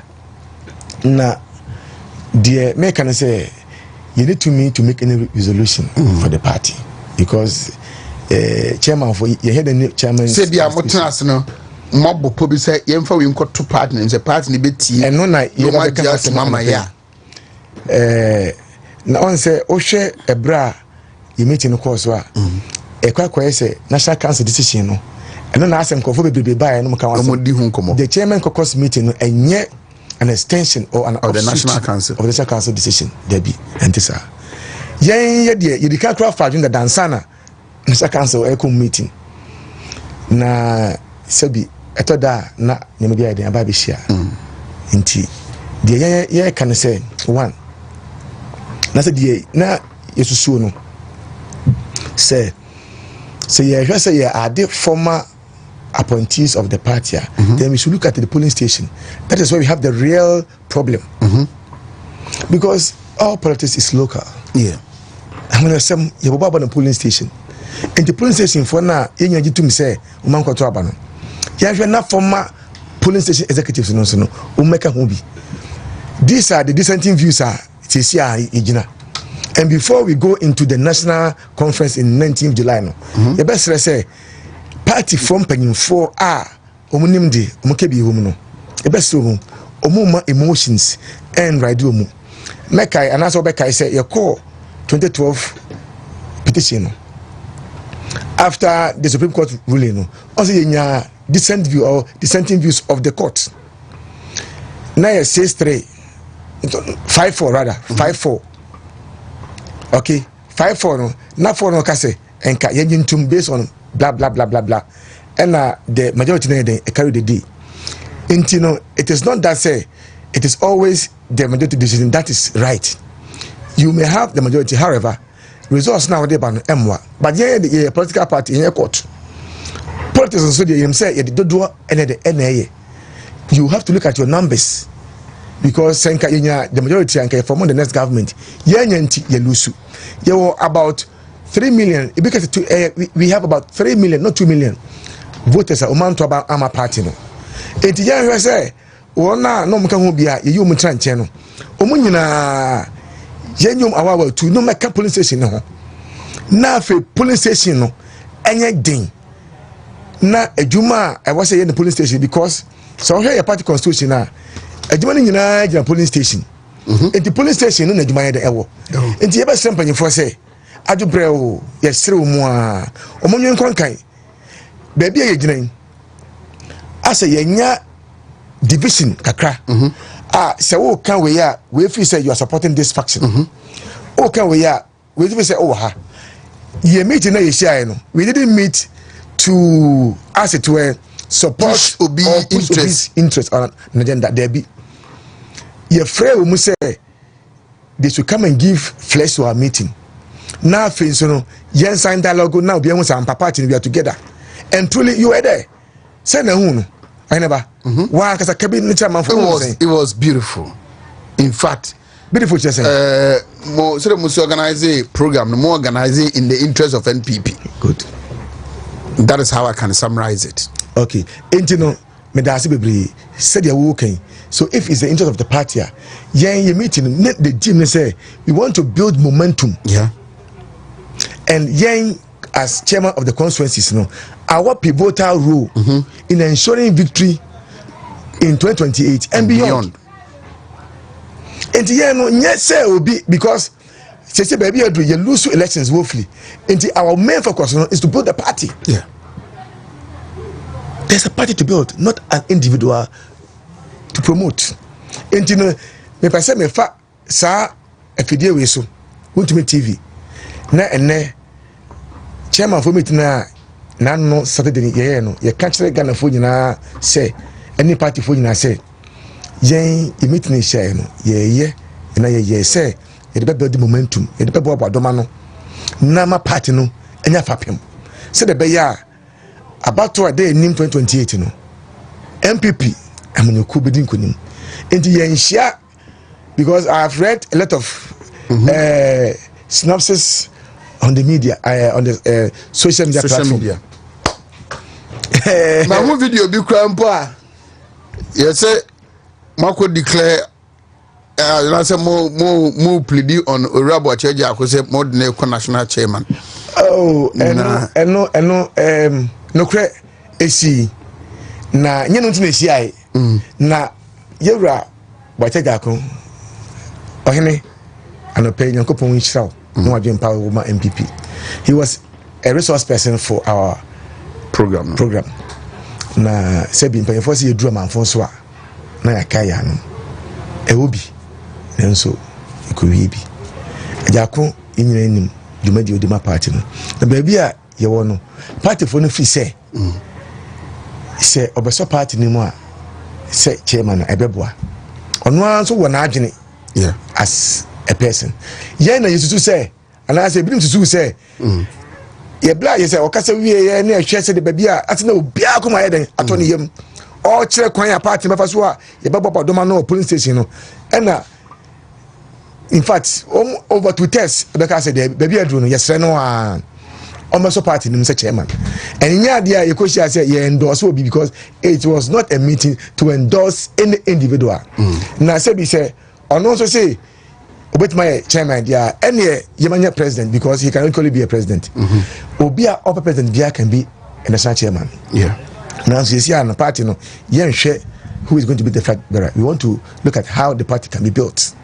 And you know, said the Okano, Sana see here, Nansono, Obia will to see Obia so imagine. Okay. Into Europe, but Jakon, party for, and I say, chairman for a share, a kind, Nanso, or no so, dear, or person why my party. Nansono, you better say party, no.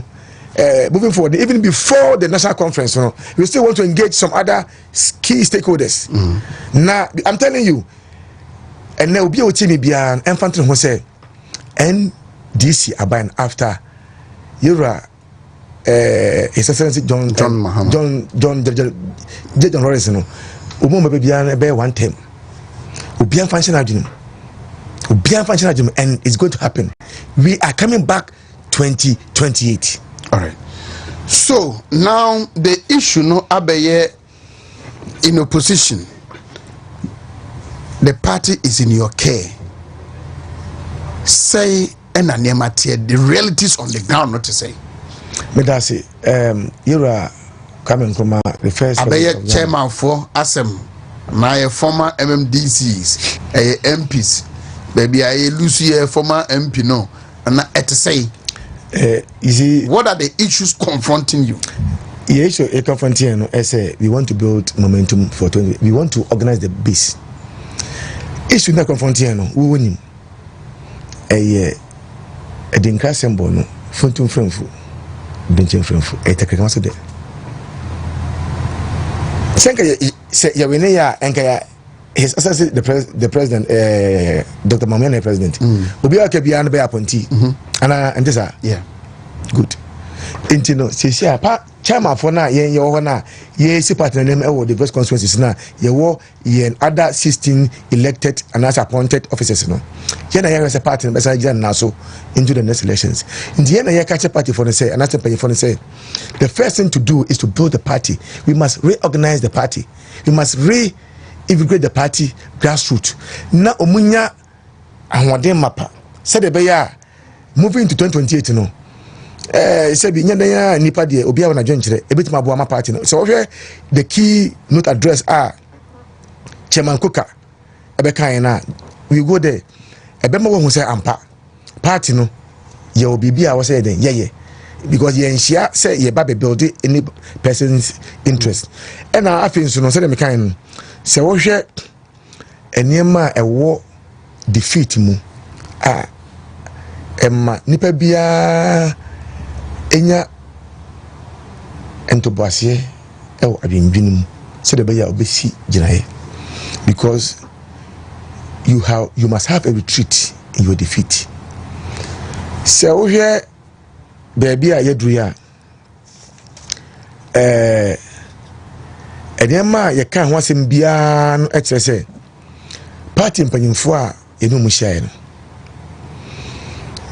the national council proposal no muye no enye the ultimate and that's enye me can say enye de facto decision just from Ponkodua no hobi obekasai do kan we no ka say national council kasa now so conference and they be decide and Wontumi to decide intimate select party for baby Adri say na we want the proposals na aba no Constituency bia efi na eko almost setting your meetings na omo read the proposals ye be so educate party for say the be ya enu ndantif no ye be hu amendments no they all say ye gitum the any say ye gitum say the be ya obia jumben fine enti say be across baka so menwe the omo kan no enye definite enye final enya ade a eno na eba be kire say party no esiginaye party nsi ginaye bia enti say 19th December 6 December na ye bakwe police station elections and I say ye compile ye register no eno no ensi ginaye national council ye call the national conference na then final decision into me step party for you see MP before you catch for party now so no you catch 7 no say so yati kasa ene ekutiabon e ya doso mumma yan kinka niema yenti niema ase said de be ya ye kwa nim no because me person me kase national conference na ye be kono enye the usual the ekona na de bi obia kinkan enkata na ye dia ba bonten no the various amendments na dia ba no because even in the amendments no me hunu say police station no there's going to be 5-member patrons 5-member council of elders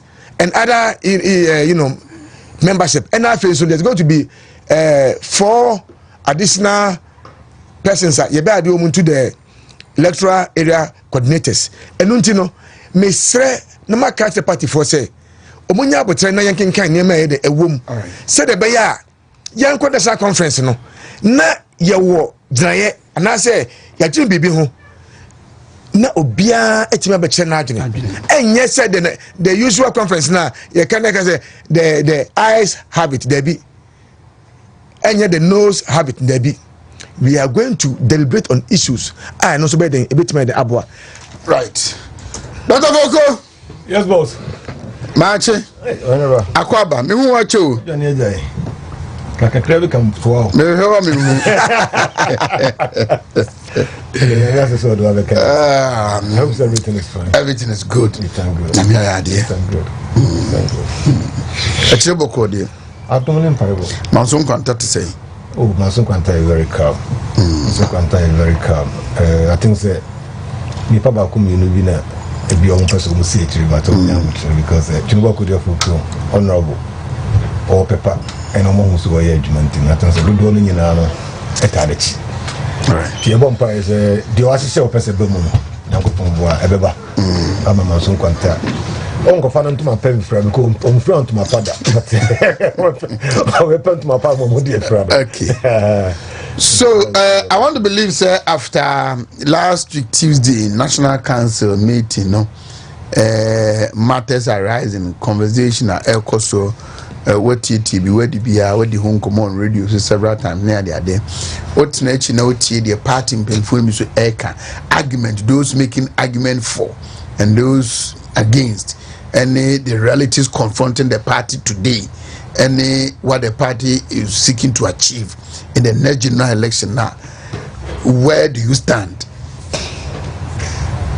Okay, so my answer is simple because I stand with the National Council. The National Council. Yeah, I stand with them totally.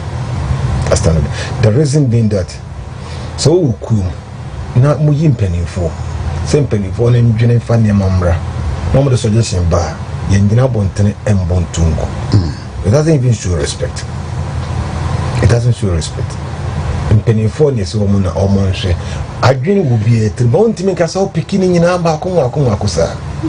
Yem picking the man one by one. Issues one by one. The first one I done it, the dick say I want to say top bottom.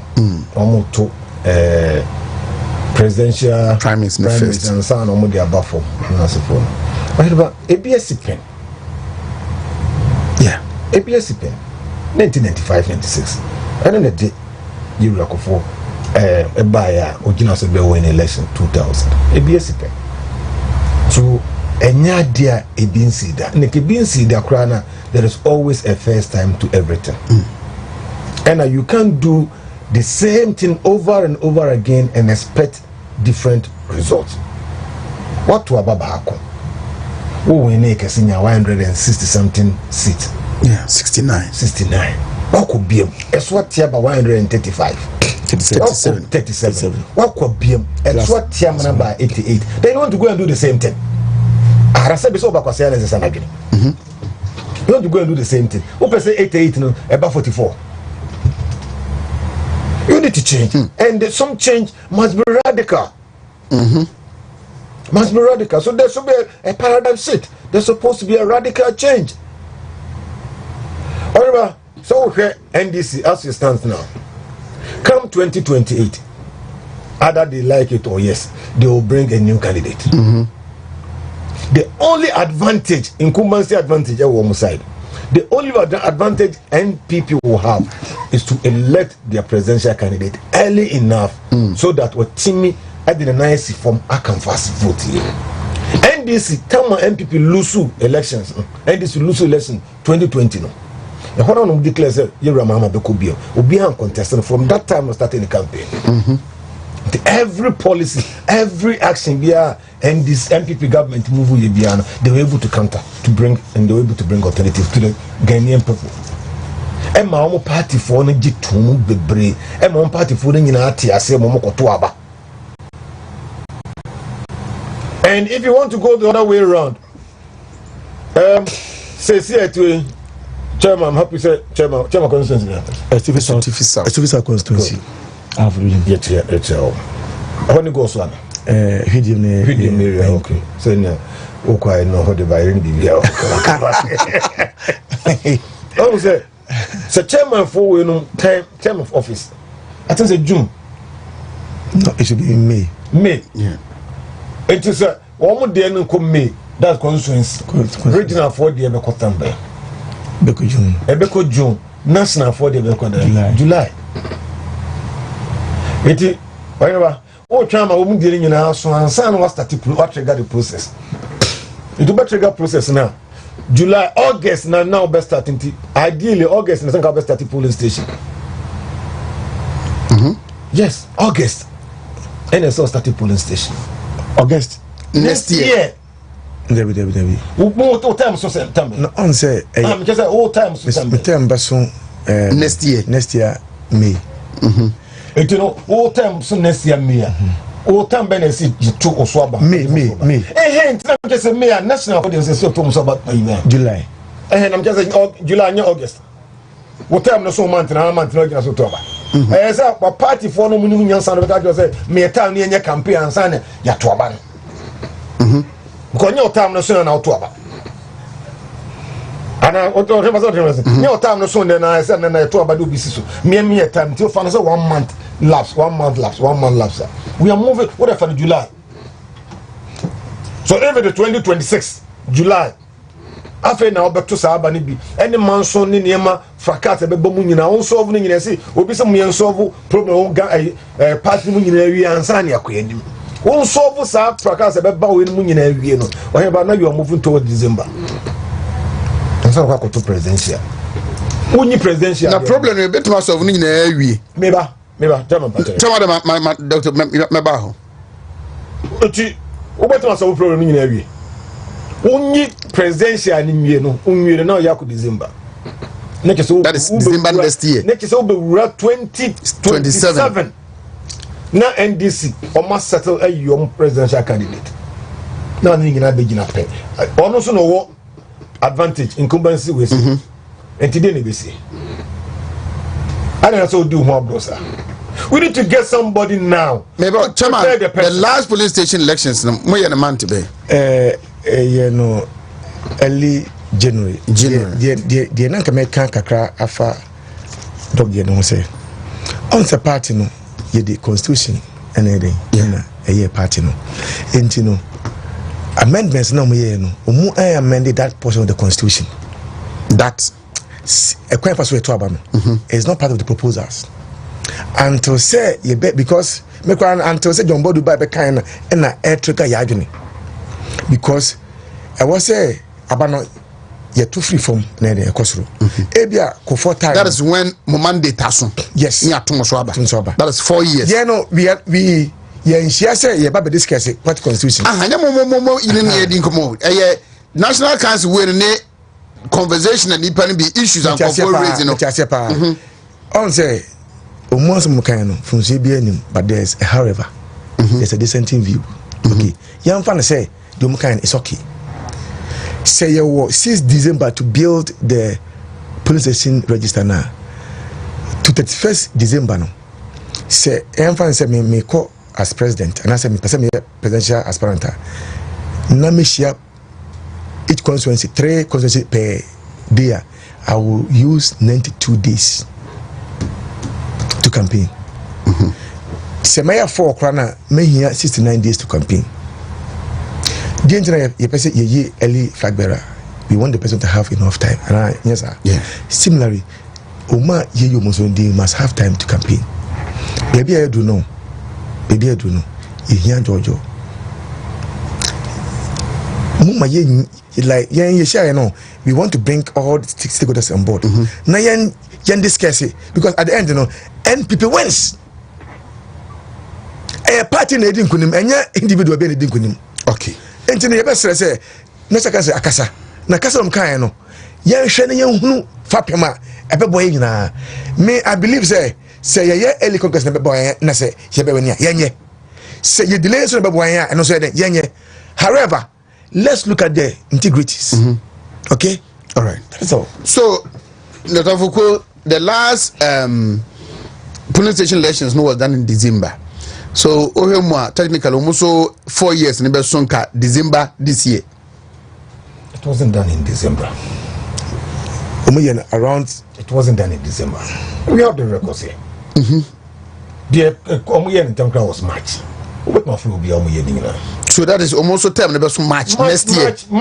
March, April. Next year. Yeah, Opa for a poor mom could be or just. Next say, the old process, no. About a polling station.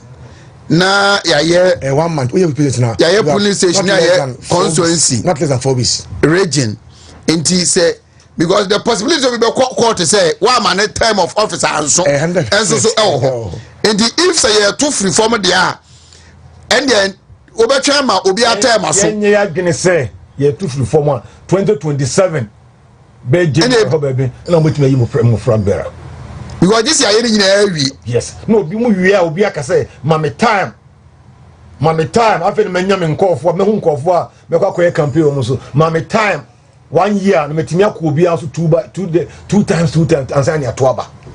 Because I am marcher. Yenko national election near July, August. And Sanya Baye presidential September. If you follow from bottom down now. I sorry, that's me so I don't need too much. Kafra. That's okay. No, that is. But the bottom line is it.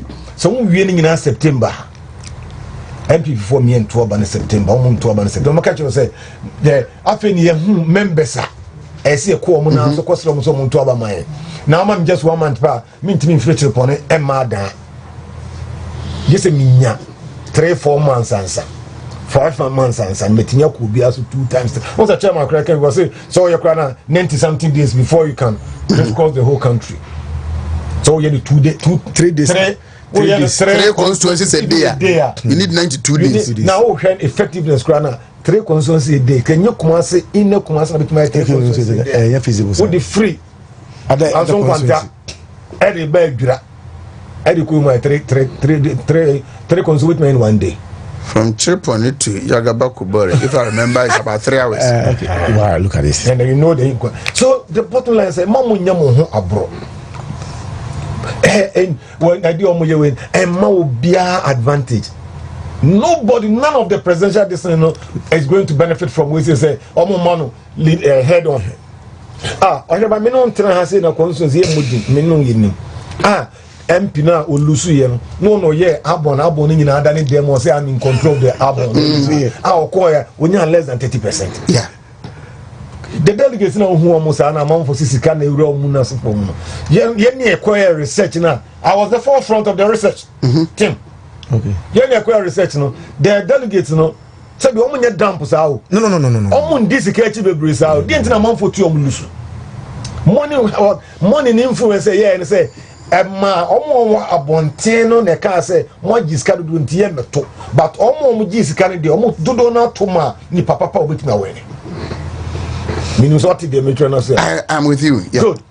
So here about no 2 years come and say ye meto oba and to park 2 years ye meto oba delegates ni be say Oheneba na competent obetimi but obi ogina nche say giska de amento that is the crux of the whole matter. So delegates no munya bro bebresa most of them they have the party at heart. Manson kwanta for delegates I respect them so much. We ni nyina hu say Kirumako Biafoko honorable obetuma ye adwuma no in spite of ni bibia obi otena ho ye we nyina with all respect man kaso obi on contest bia no enye competent. Nyina bia competent enough.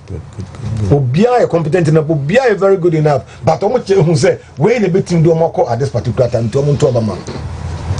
And the best friend, see ye leaders, net leaders at the decision bar. I me among good too much. Nem people for my dear Munyansa too much money broso. Omo board dey say you Ramham and Sambe Kobium. Yo and yo, Omunina rely behind the Sa Papa, a man muyedu, a man koya kukudui. The comments we are getting from the so-called Nyansafo brain is getting too much. The comments, all the negative comments are too much. Some variables we are not supposed to be in the equation. They are bringing those variables in there, and those variables are very dangerous. If you bring in variables, religious variables, if you bring in tribal variables, if you bring in regional variables, then you are diverting the whole this in there. Now they call there's a dooms this and I who here. Doc, Mr. What do you the issue, no, fortunately, yes, mom penny for you. I must also conference was a congress. Moko ha mountain man congress because we are going to vote on some issues. Yes. Into the same conference, no, and no answer by conference to Congress. And you have the opportunity. This is the time you educate. I was happy the way you were doing. You're going. You educate the masses. You educate the delegates. On whatever issues are more so that issues no do hard. They know whether to say yes or not to say no. Maybe I'm better than Kumasi. I'm buying. Not report back on that guide them one next. I can take a decision. But do I must say adiasa Kumasi. Then I must say moto you more to you more. And I'm so yen so that next time they don't buy. Opposition. A diaco 88. You understand it? So sometimes radical change are very, very important. And I'll urge the masses and say they should support the candidates and whatever they should support. Okay? Yeah, but to abanam but to say grassroots DNA, they form DNA. Interest in those one to the sense they didn't talk on. It be sort of na do too. Mafiaism, na se form. This time around, the tension will come down. Tension about down, but moderator is coming. So, what transfer? Now, 2 was in a year. Ubon say, polling station elections now mobile. Ubon say, next time, one time, also no more for a mobile interest in the conform. I'm a multi-mere you those who supposed to perform the actual work. The almost ya Moses good. Moses for no obi akofa ne nkofo obi kura timi kiro nkofo din na omo de do mama yeso na police station executives kromo kura wante ho eno anso beto abakwa oheda nya bibia edu mobilization na den afi motene MPP ampa amokoto aba obi amoye yibima ado the police station yeah adwuma kama afi de musi mufre bi go TV success ka gu bottom se nkofo nkochema nkofo na bi de nyi omotam however German. It's there. Yeah, no, facts are facts. And comments are free. Yeah, I'm on first game with some the police station executives no more electing and yet interest on the concern for no genuine people tonight. Yeah, can you don't need to give them money before they can bring somebody to come and vote. And your best friend. Oheneba, your best friend. Your best friend. All the interest of the party no any paramount. And some of us, you who say, Moko early Congress now more elective private and intema. Obenya Kwenya, Atwan, Obenya Kwenya, I'm a party no more Joe, and how Muninano, do be about Winnie Biano, the rest will rally behind. Those who are creating problems, your mom to tie Chireno. Nebasana, Naboso Lidano, as my back, Minuna Bay, or no bear fish out of water, I've been on them. So what about the way about say a known at conference no omobe deliberating on now those that they will admit approve those that into the inclusion of MMDCs voting right former MPs, former CEOs, electoral coordinators, electoral area coordinators. I think that the man capture a parliamentary candidate. Yeah, and then the polling station. And then the polling station for and also so in and the attempt to say they expanded the electoral college, you know. That's why we're general. I don't know you're general now. This should be the conversation. This should be the conversation. This is the time what interest mono. I could get the proposals. Now no call for mu to abandon.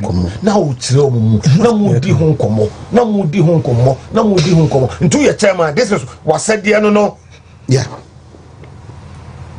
The right people, no, you talk to them, you let them understand. Don't take stand. Don't take sides. Let them know what is in the proposal, so that when they go out, they can make informed decisions and choices. Like Chairman was saying. Good. But you know, and away there be. Who are you? More cast among Penona, we have one wing. Mikaki say, Omunina, presidential candidate in aspirant in Opa Mobia, and you are soon finishing Obenya zero. Munina Moda or Sono. So many who two know seven and most come in a women, no Biana Hosa, or soon free a you are nobody. Yes. Well, Ponko near Hadi. The elephant will be free, or be free, or go far for Fantotan, what for Fantotan Hey, dog, you know. Ebi free Uncle Father Fanto, ebi free Uncle Father and Daniel, Oko Kojina say.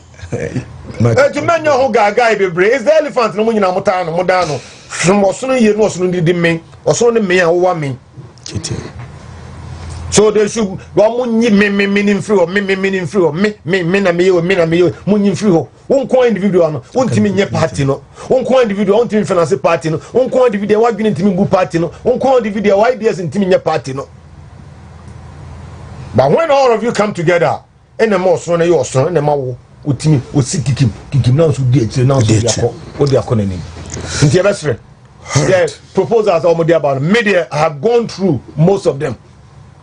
Now we say on the early Congress, no matter what the early Congress, the party stands better chance of coming to power in 2028 if they go early Congress. And I've given you the reasons why. And the Masaki will say, "Oh, much more console person, more presidential candidate, presidential candidate." No, but no bobo, the only you're about me. You're a Ken Bacheja, Adeni Mo, Governor Japan, Brian Champon,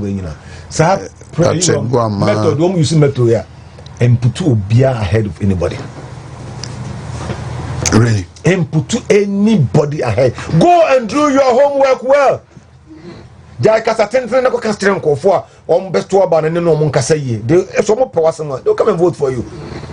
But I will urge those the so-called supporters of each and our maje were taking entrenched positions. They shouldn't insult, they shouldn't talk ill and evil against their compatriots. Makase omo de yi bi bam Oheneba Tuesday no meba Oheneba omo de yi bi bam o mi so omo the variables bi bam a ehun hia o the religion Papa Penimu and DMP penance for the religion and now. Kekasanya.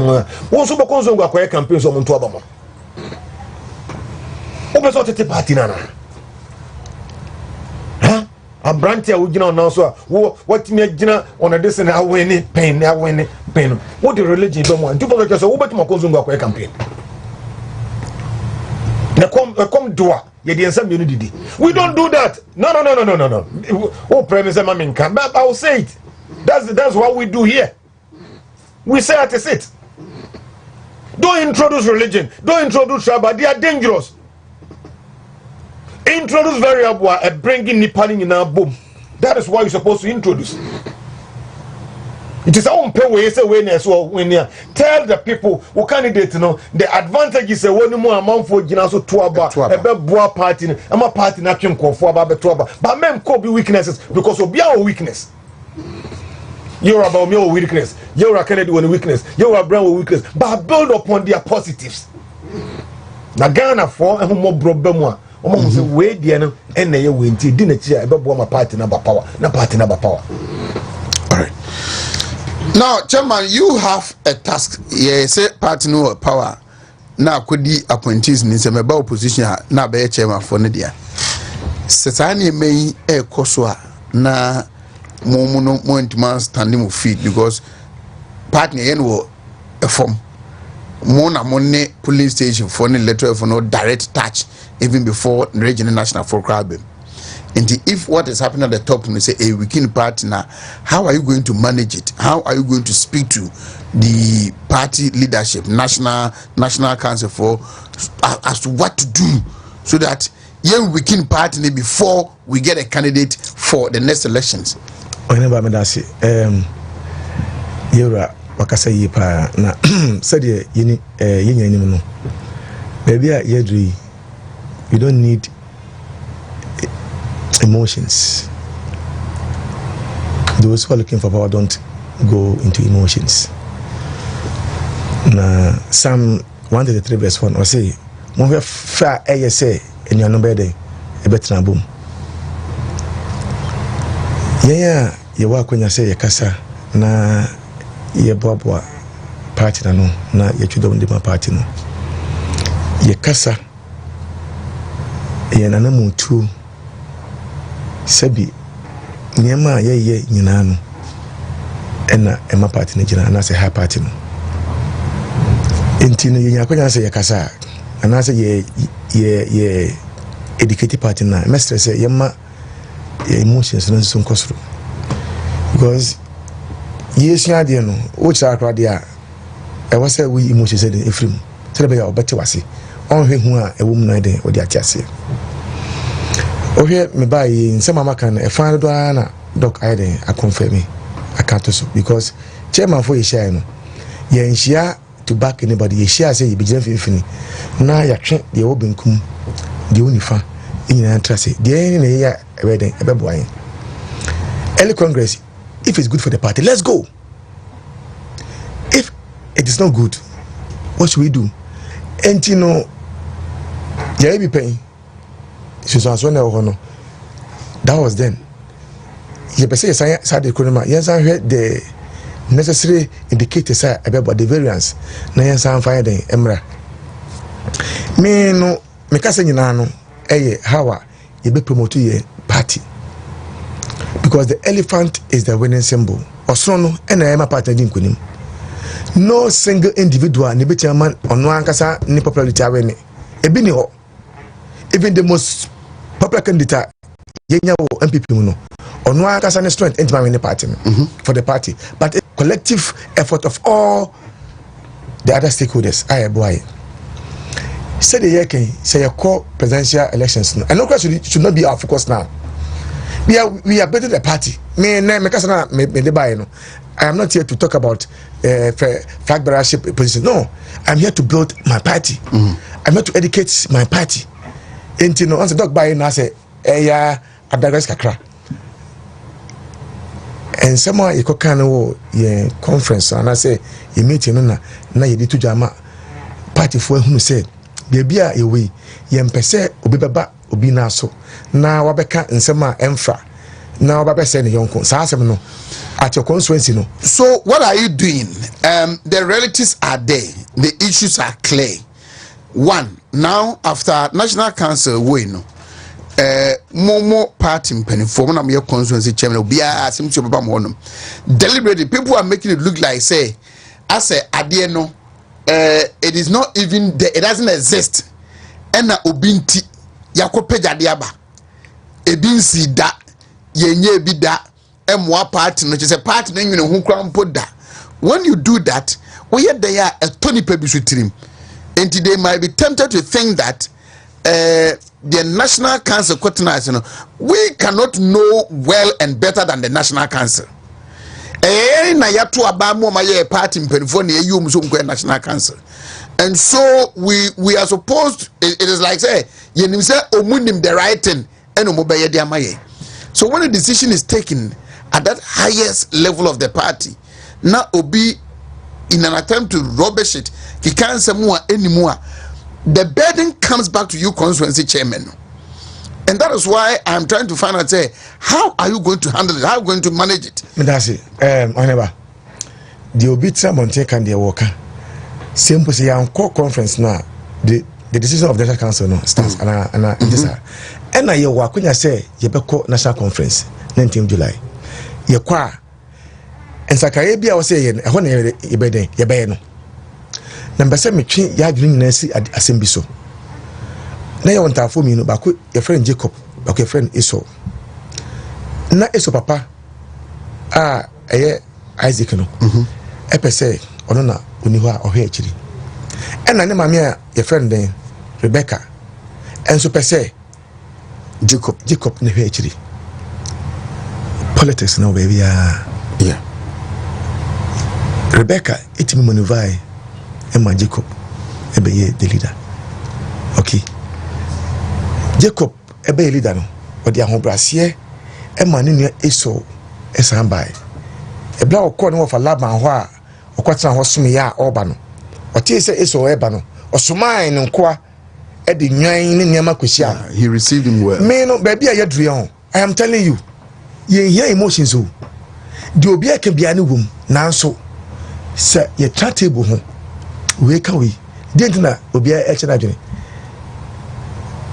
entina court no ye those who speak for and those who would speak out against and this say you the opposite to asem and the o defend the asem you we are the court no betrasia or no beja tum no eno na beye mra e de ema asem aye de bia ye kai enti no de e koso abontin se we si de eno de o ye ne abekoso e politics nanso to me no e wo conference ho makase Justin Frimpong kodua bae no oka sa nyina wie no o say osre mayan kasa bebre vi say ye wo other alternatives are betim dey resolve your issues say we are looking at resolution, we are looking at how we will resolve our issues no say yanko early conference and sorry early presidential primaries say your conference no na yegituma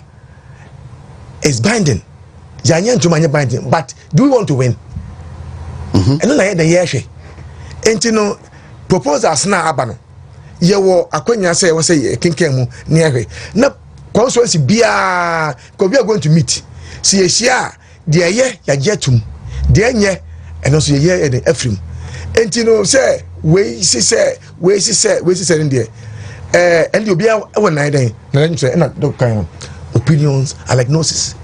Obia ede e wona dwenkyere na national council na asema omoka no eno na aba beto border conference no e kwakusi hu ede hu gina ye se yedin komo wie na se yenyina yitum se 31st January na bebo an ya na me ka se tesi ano police station na ye the serious contention se yebenya police station no right na empo se chakra na ye ko your presidential conference, Prime Minister, you have no problem. Are you suggesting we should do the polling station elections? Now, say, yenye expansion, no, enye near Fankoto presidential Prime Minister. Now, say, yen for the old abono and to you have a expansion. No, there can be an old because. That is the questions that are coming forth. There can be an old album. Wait, let me use the word the existing one. There's going to be a new album because say here Princess for no say be from because your party no. So we are going to do replacement. Okay, and obia auto abayi no.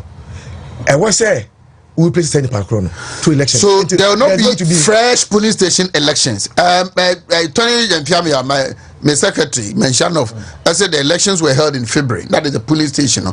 So there are not going to be fresh police station elections. But what the conference will agree, and add on to the existing one. Say there are MMDs and your voting power, PCs, former MPs. When they do mean the existing police station delegates, that is the proposal. Plus the constituency, regional executives. Then we. Okay, that is what they're proposing, and we are saying that the real problem is at the polling station. So we have to focus on the polling station, not even free polling station. Because what are some of the issues that you wanted to be dealt with? Our polling station, Honum. Yeah, on the police station, make cite example in our region, particularly Tana North Constituency. Before their parliamentary premise, they had 2 register. Do you understand? So these are the variants. Let's look at those things. Now you resolve it so that we can have a better police station, and then. Dr. Pesobem. Sure. Anyway, yes, you can walk. We think so. No, guys, I know your idea. I'm not just stars. No way. State boys. And that's what it is. Oh. Maybe so. Part. Or a nest. Hey. None of both who are not also Okasa, Imankasa. Men can't you focus or Moncasa?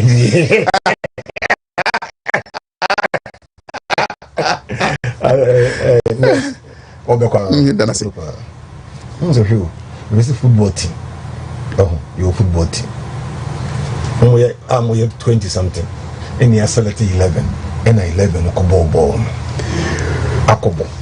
Omo we knew omo lose you. That is the 11 and the boy. Yeah. And yes, a ball. Yes, a ball for bio. In fact, team and the boy and then kobo. So I'm boy and a bit my mom the actual the following we say no. Abunsu to a minimum boy 11 and I'm running on the month from Monqua. What about you care about to be a nimble TV? Ubi and Dinka we say no. I'm born near the Kotu about. Sene 4-2, Sene de Omo Mokoto Abani Bino. Omo ne the base. Omo ne base. Into sa 2 papers are 2 register now. Chairman can is neither here nor there. Omo yeah, maybe don't write me off. Me can't be no. Me can say because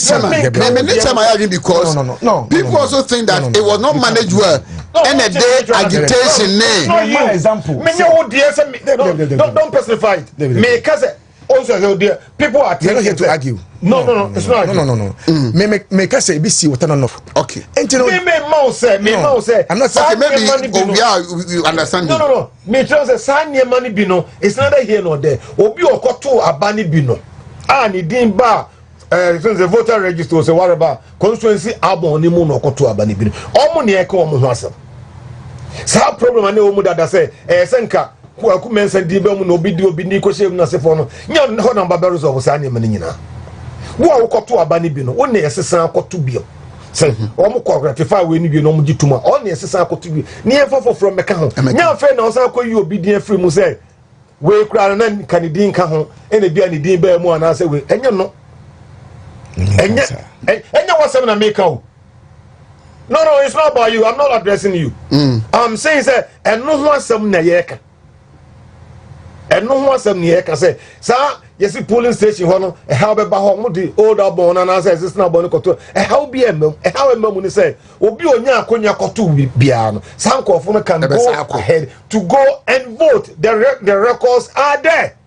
Name additional two no na bia mokwa na mokwa decide how are you going to select or elect additional two no, because other unit there mama na clear. Other people never come home there. I wouldn't say, Obia or MP open, so DC open, open there. Those ones are there. But additional two, no, how are you going to, only be over boys, additional two, no, from code details, how are you going to select or elect the additional two? And then, the car 5 on the five on the home. I'm going to be a Renze, coordinators now, Monday, call 4, say whatever. How are you going to get the 4 also to add up to this? These are the integrities, another integrities. Because if you don't get it right, somebody might beat the system. Good. Say electoral area 4 say they become we. Say the clarity say a fine way we only ever fast one. There's a chairman no, and then the executives. The same problem now you want and I because no make just me but chairman about to say educating for bebre no what are the criteria that criteria na be clear say oh yeah but to aba I'm just suggesting no yeah but to aba we no yeah mamu the 15 bi be kan ho 5 bi be kan we no hu go bi no e bi asan kwofo no be yi we na free ana dey na mo na ni criteria na na ba be yesem but we don't throw everything away. So there be MFA Congress in here, you don't throw them away. It stands the friends the MPP stand the better chance of winning going forward.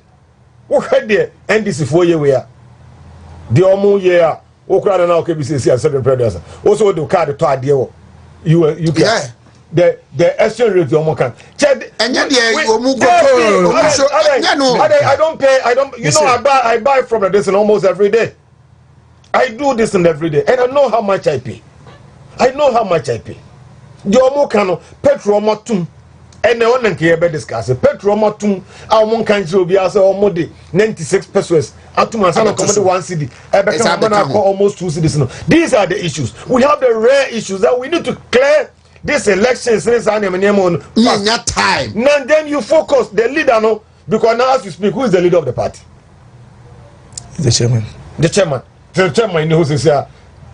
The party so NDC time no. I always make reference to them because they did very well in this election. They did very well, and then we also have to learn. Don't focus. See here, Mama said, "Mama, na ye presidential candidate. Umupo no on the bed." Didn't see in politics. 1 + 1 is not always 2. On the MPP for Nimuno, what the Mrad anya 1 + 1 2, the public will not see that way and they will vote against you. Ubese semrani nyina yen solve ni nyina nwie yen fa we nyina to ho yen man nya fefefe ubaye ni nyina awie asese the kama the public will not buy. Sometimes it's not about dictatorship, but sometimes you need to have certain level of control. One man says executives and another penny for and certain amount of control. Kakrebia, we call it blue ocean strategy. So no kitu be a memoir. Now see, BBS so BRT 2 years are better than 1. Sometimes 2 years are stupid than 1. With all respect. One must any money be a mem. One you be a charisma or kasa man for be dear children as if only be a memoir. Oheneba, obese seni nyina wie, o se wie ni apon. The omo can say how kakra wom busa omo can say how be ne omo can how ba akode ne nka se enyewu. People are saying say ebinom say the entire party lose ye no e say discuss ni nyina wie. How can you wash your dirty linen outside? You can discuss it even. You can discuss. Obetuma discuss ni nyina. Some of them who try about you no Yesu Christo kro kasa duro bia no the bebu afam no akata so. You understand it? Can you do that? Political party, it's not about sorry. Sometimes, as I said, and near my ways and means kakra, ebemu, but MPP, BBK to answer Asante Kotoko team. BBK to everybody have to know. In your Kodia Dura, in your Koya, then you can bring those things outside. To catch more interest, our party, no, whatever, okay, I'm 40. Catch more interest, Muse. More personal interest. I like Chairman Yokan or personal interest. Money from not collective interest no overshadow Sani Manema. Nanyas are now pre force so your henna. Okufa in Chacha will be some. Right, Chairman. Minim the yeah, in fact, said I think we are in the same page. Yeah. Now, Mathemata can be or say we must learn to live together as a family or we perish as fools. The main focus is to win the presidency. And it starts from the constituency. And you know, in conference here, and I say, you mean, in Shemuya, you bear no Kumasi, you're too hopeful. You were another conference away in the 18th July. You could see who na party no say ibedin kunimu yeni kunimu ebe free ho omka be omu nyina no they should know their limits and their level of tolerance na no and guide the followers said the bear at the end no because we are the opa my yemfa the best system enfant to about 1 person will win yemfa the worst system to about 1 person will win make I say I've been in the classroom before. Teacher near Wabon Pan. Master Wabon Pan. student why you good no be the first there why you good pounds no that same student be the first. So it doesn't matter who is what teaching you. What matters is that you are ready to learn. You na yahwiase you know guase and ye retreat. Yes, our emotions na bi mu de akwa na emoy na after national council no meeting no enema anyin semusa ye gusua ye kasa chiri kasa hono ye de ena ye de ye yesua na bi from NDC dia makivelan tactics na yesua bi asem ha ya ye be pressure ye be kan fie na ya resolve ye internal crisis no eno na beboa ama party no etimeden nyam to mapa ye efra na said ye kan our resolution ye the last Saturday no say wa wo ho na so obi eba constituency no see opese ojina ba o campaigning na opese ni nua kirewa men so so pamno man free honum ka chen say Satan for musuko because MPP na nim no enye party a edidi atem wona onya akonya especially Oheneba medibiso esoma nipa we interview no ha bia no o hwe ne kasa na wo kana sanya me saw yinifra homem yinifra framem ye mpese party no abete ayede apansan police station no ebeye na ayi ena no memenda enhemu no amma yenya honkaka mapakra obia wodun constituency bia no ebe sase ni police station 4 ene ni constituency 4 ede ehia na yahwe party no fapem ahead of the national conference after you free wa kona be hu se ampa the last elections no ye ninkugo na emum we didn't contest yes senya kopon de mobia na enema nso aye ya bebo party no emwa Oheneba oni be so ti opa ye fe no ye bo agemfi ofratensu a mini apanyin Achisco Achisco ezemi ya mukrum o cha opa atafoko boss yan ready curtain down na take yeah so ina feel this week the bebo MPP na e be di home command from next week on here zoom into the nkofo yi ya